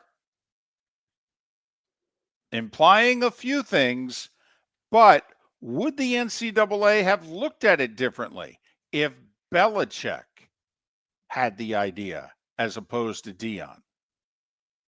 Probably. I think so. Probably. But it is, that one, and I don't know how I missed it when it happened. We haven't talked about it for a couple of days. When I saw it, I kind of yelled at my phone as I was reading the article. I'm like, what are you guys talking about? I just want the school that is going to disobey the NCAA and basically look at them with their hands on their hips and say, what are you going to do? because they have no power over football. So I am totally incredibly surprised that they came with this ruling. I don't know how it has any juice. I mean, couldn't Colorado and Syracuse go to the commissioners of the Big 12 and the ACC and get their approval from them? David, couldn't they just play the game in front of nobody and see if someone found out? Find a dome, find a neutral site. Go play it somewhere in Michigan at a high school and tell me anybody would have found out. Miller and Moulton, the good, the bad, and the ugly. Today was the day when and what's on tap. That's next. For over 50 years, the Nolan family has been dedicated to protecting local families. Nolan Family Insurance is a second-generation independent agency that specializes in home, flood, auto, and boat insurance. They take the time needed to explain your coverage options and answer your questions so you can make an informed decision that's right for you. If you're looking for an agency that treats you like family, call 941-639-1122 or go to nolanagency.com. That's 941-639-1122 or nolanagency.com. Wine glasses never fall over until you get a brand new rug. Oh no! Ketchup bottles act normal till you're wearing a new shirt. Oh, you kidding me? And rocks slide peacefully on the road till the day you get a brand new windshield. Then they fly up off the road and attack without mercy. That's why new windshields from Glass Doctor come with our windshield protection plan. Unlimited repairs and one replacement for 12 months. Don't just fix it, protect it. Glass Doctor, a neighborly company. Is snoring bothering your spouse? Would you like to sleep in the same bed again? Do you know that snoring can affect your sleep cycle and cause lower testosterone levels? At Sleep Treatment Direct, we have easy solutions. We have a simple laser procedure that can improve snoring in 10 minutes. If you would like to get back in the same bed or are looking for a natural way to treat low testosterone, give us a call at 239-444-1741. That's 239-444-1741. Or go to sleeptreatmentdirect.com. That's sleeptreatmentdirect.com. Sleep Treatment Direct. Sleep safe and sound. Mark Miller for Molly Maid. Why Molly Maid, you ask? Trust. Moulton was a customer for 15 years. Affordability. Didn't I just say Moulton was a customer for 15 years? Worry-free services. Our professional house cleaners are fully insured and a 24-hour warranty. Call Molly Maids today at 239-774-5839. That's 239-774-5839 or online at mollymaid.com/FTMYERS. That's mollymaid.com/FTMYERS. This is Miller and Moulton.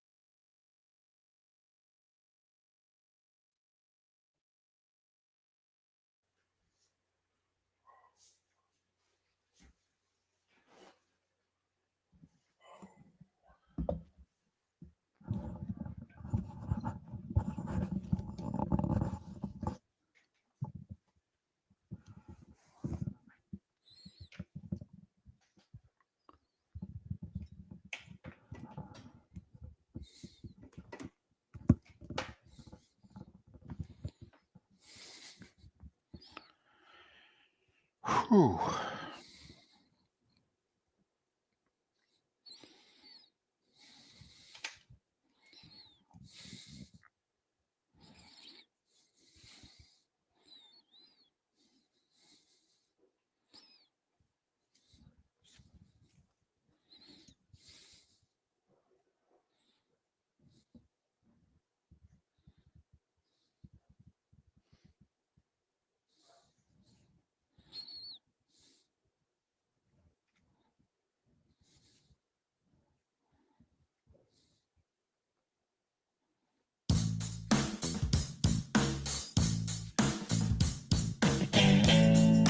Welcome back to Miller and Moulton. Text the guys what's in your mind at 21,000. That's 21000. And now, here's David Moulton. 22 minutes till the top of the hour, 16 until we're out of here. Miller and Moulton, millerandmoulton.com, Miller_Moulton on X. Our poll question deals with Val Kilmer, who passed away yesterday at the age of 65. What role of his, what movie character that he played did you like him in the best? It seems that Doc Holliday is your answer because Doc Holliday has garnered the majority of the votes today. Go to that Mark Miller, the David Moulton on X or Miller_Moulton to vote. It's that time again, nearing the end, but not quite there yet. Here's Mark Miller with Today Was the Day When. Today was the day when, brought to you by Game Day Men's Health in Bonita Springs and Naples. Call 427-3441. That's 239-427-3441. Mention Miller and Moulton, get 10% off, or visit them online at GameDayMen'sHealth.com. We start in 1877. The first Easter egg roll held on the White House lawn. 1917. Jeanette Rankin begins her first term as the first woman member of the U.S. House of Representatives. And she had a pretty big task that day because also in 1917, President Woodrow Wilson asked Congress to declare war on Germany. So we had our first woman in the House 3 years before women could vote. 1932, Tarzan the Ape Man is released, starring Johnny Weissmuller in the first of his 12 Tarzan films. As the World Turns premiered today in 1956. 1964, the Beach Boys record I Get Around, which would be their first #1 hit. 1976, the Oakland Athletics trade 2 key members from their championship team, sending Ken Holtzman and this guy named Reggie Jackson to the Baltimore Orioles in exchange for Don Baylor, Mike Torres, and Paul Mitchell. People forget about the year Reggie spent in Baltimore. In between Oakland and the Yankees was the Orioles. That was his Bobby Ewing year, David. 1977, Fleetwood Mac's Rumors album goes number 1, would stay atop the charts for 31 weeks. 1980, Gretzky, at 19 years and 2 months of age, becomes the youngest player to reach 50 goals in a season. That same day, Guy Lafleur scores twice to record 6 straight 50-goal seasons, the first player in NHL history to do so. 1982, Argentina invades the Falklands. Big mistake. Huge. Big mistake. Okay. Obviously, had a very bad scouting report on Margaret Thatcher. Thought she would just sit back and let it all be. No. 1984, Patrick Ewing gets his. Georgetown beats Houston for the NCAA championship. John Thompson becomes the first African-American head coach to lead his team to any Division I title. 1990, UNLV beats Duke by 30 for the title. Brent Musburger's last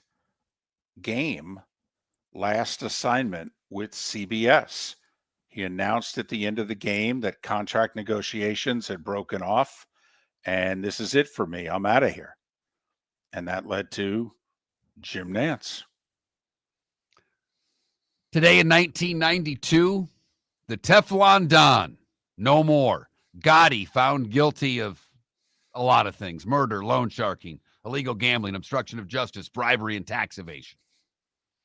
1995, the longest strike in American sports history, ends as MLB owners accept the players' offer to return to work without a contract. The strike lasted 232 days. It was the first major pro sports league to lose an entire postseason due to a labor dispute. I do think it's worth reviewing that.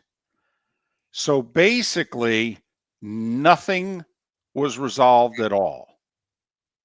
Major League Baseball took this hardline stance with the players. Everything got canceled. And who was it at the end that said, can we go back to playing ball? And we'll leave everything the same. We'll keep talking.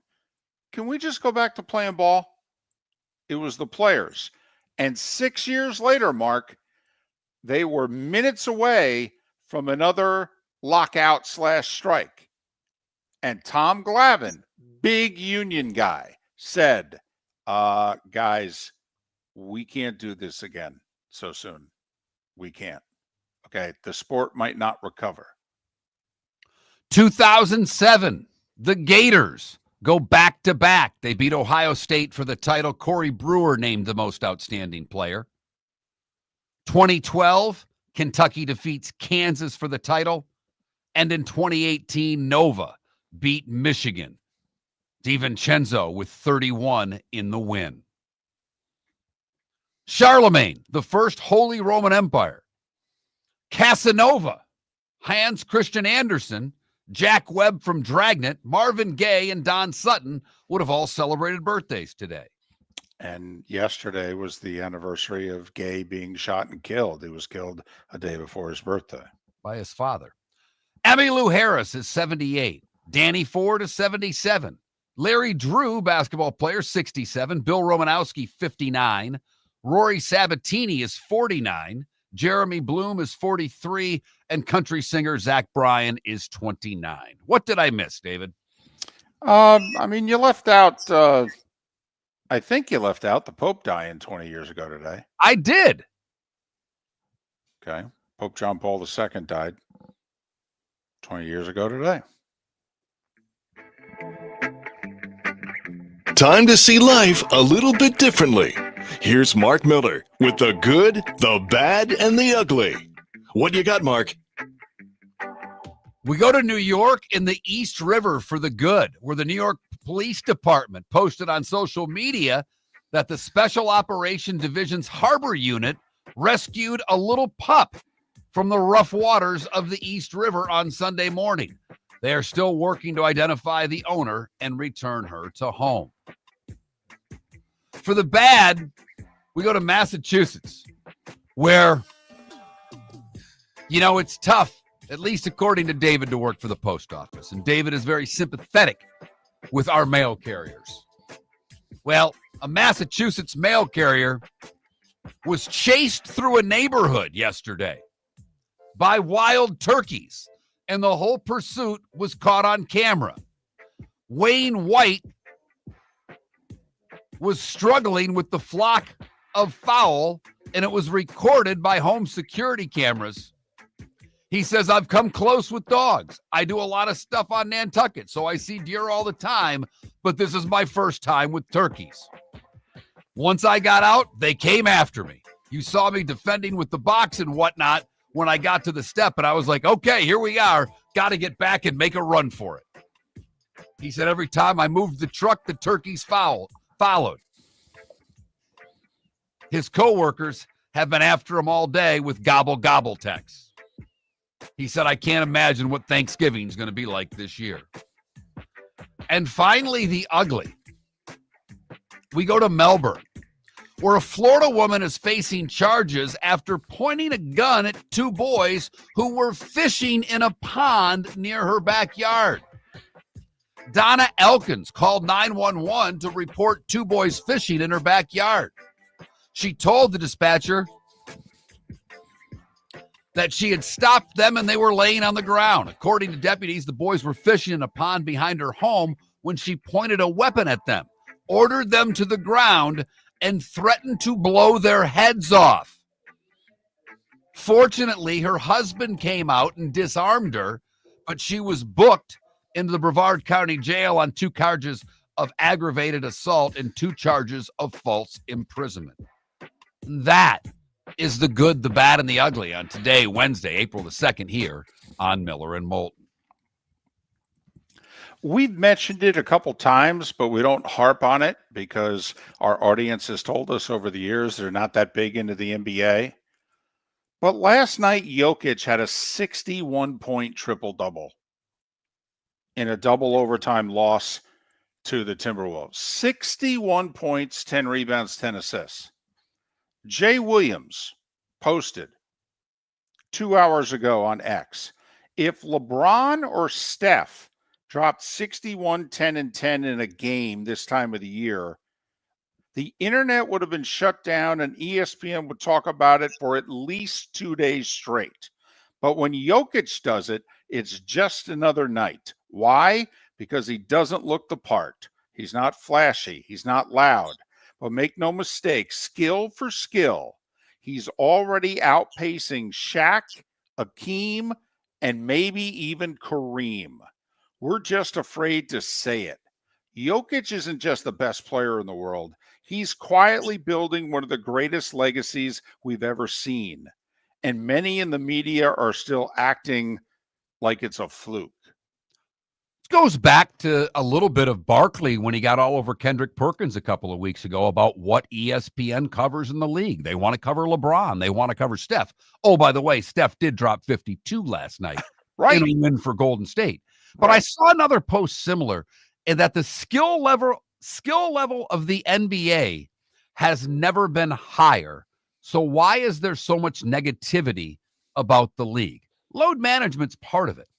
But style of play is also part of it. People are sick of, for as great as the Celtics are, they've had like 9 games this year where they fired over 50 threes.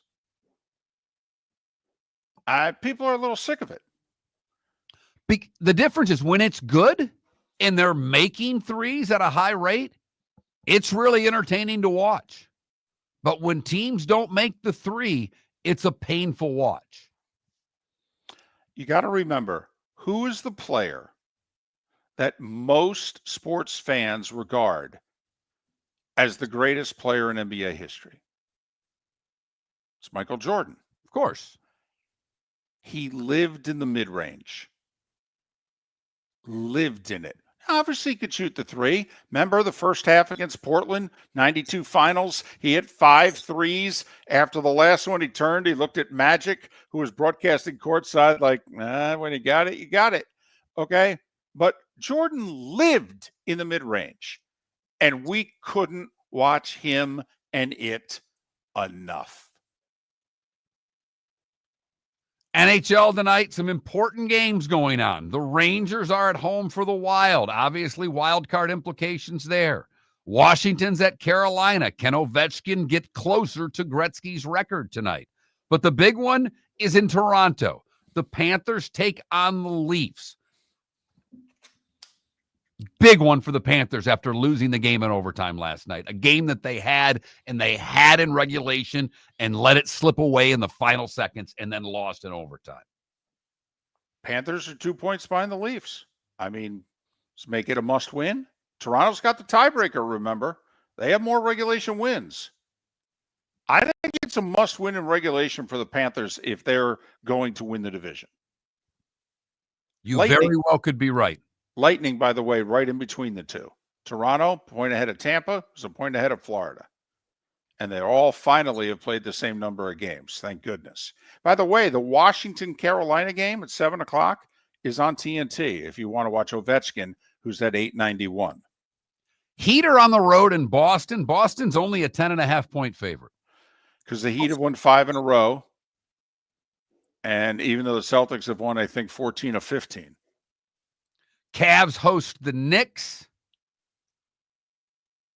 My Pistons, well, Trent's Pistons, I can't say that. My former Pistons, the team I divorced, are on the road in Oklahoma City. By the way, the Knicks, Cavs, Pistons, Thunder is your ESPN double dip at 7 and 9:30. The Pistons getting some national TV love here.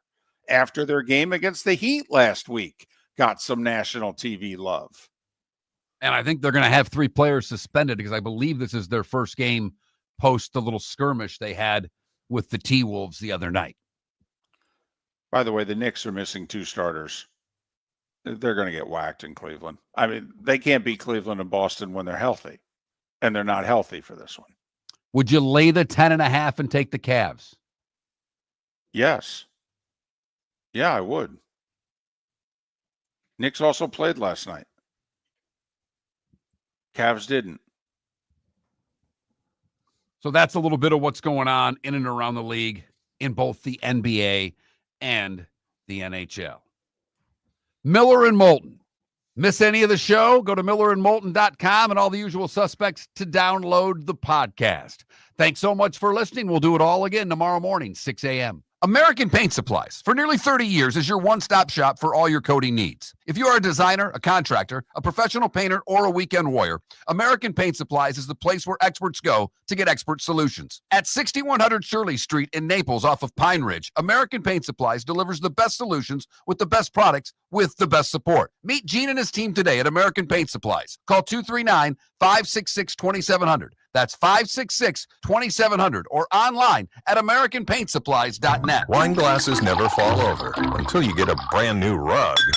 Oh, no! Ketchup bottles act normal till you're wearing a new shirt. Oh, you kidding me? And rocks slide peacefully on the road till the day you get a brand new windshield. Then they fly up off the road and attack without mercy. That's why new windshields from Glass Doctor come with our windshield protection plan. Unlimited repairs and 1 replacement for 12 months. Don't just fix it, protect it. Glass Doctor. A neighborly company. Basketball's heating up the hardwood. What a great time to stop in at the Floor Meisters and look at their hardwood. A large selection to choose from, including Mirage hardwood flooring. Floor Meisters has a look and style you want. Mirage wood is grown and made in Canada from the finest quality wood flooring you'll find. And while you're in, ask to see the Petite Enfant collection. 5 custom colors made only for the Floor Meisters. So good it has a 35-year warranty. Floor Meisters, 6281 Naples Boulevard, next to Costco, or floormeisters.com. Mark Miller for Molly Maid. Why Molly Maid, you ask? Trust. Moulton was a customer for 15 years. Affordability. Didn't I just say Moulton was a customer for 15 years? Worry-free services. Our professional house cleaners are fully insured and a 24-hour warranty. Call Molly Maids today at 239-774-5839. That's 239-774-5839 or online at mollymaid.com/FTMYERS. That's mollymaid.com/FTMYERS. We've got a text message for Dr. Dollar. A few of my friends are taking daily Cialis or Viagra. What are the benefits and how much does it cost? Great question. Cialis, Tadalafil, and Viagra, Sildenafil are game changer for men who want better performance, stamina, and confidence. They improve blood flow, support long-lasting performance, and help you feel like yourself again. And the best part, at Revitalize Clinic, we make it affordable. Less than $1 per pill. No overpriced prescription, no hassle, just real results, American-made, at the best prices in town. Plus, with early hours starting at 5:30 in the morning, we fit your schedule. Take control of your health today. Call Revitalize Clinic at 239-277-5770. Visit revitalizelounge.com or text Dr. Dollar directly at 239-980-2302. That's 239-980-2302. Get results. Get confidence. Revitalize Clinic, because every man deserves to perform at his best without breaking the bank. Text Dr. Dollar now at 239-980-2302. This is Miller and Moulton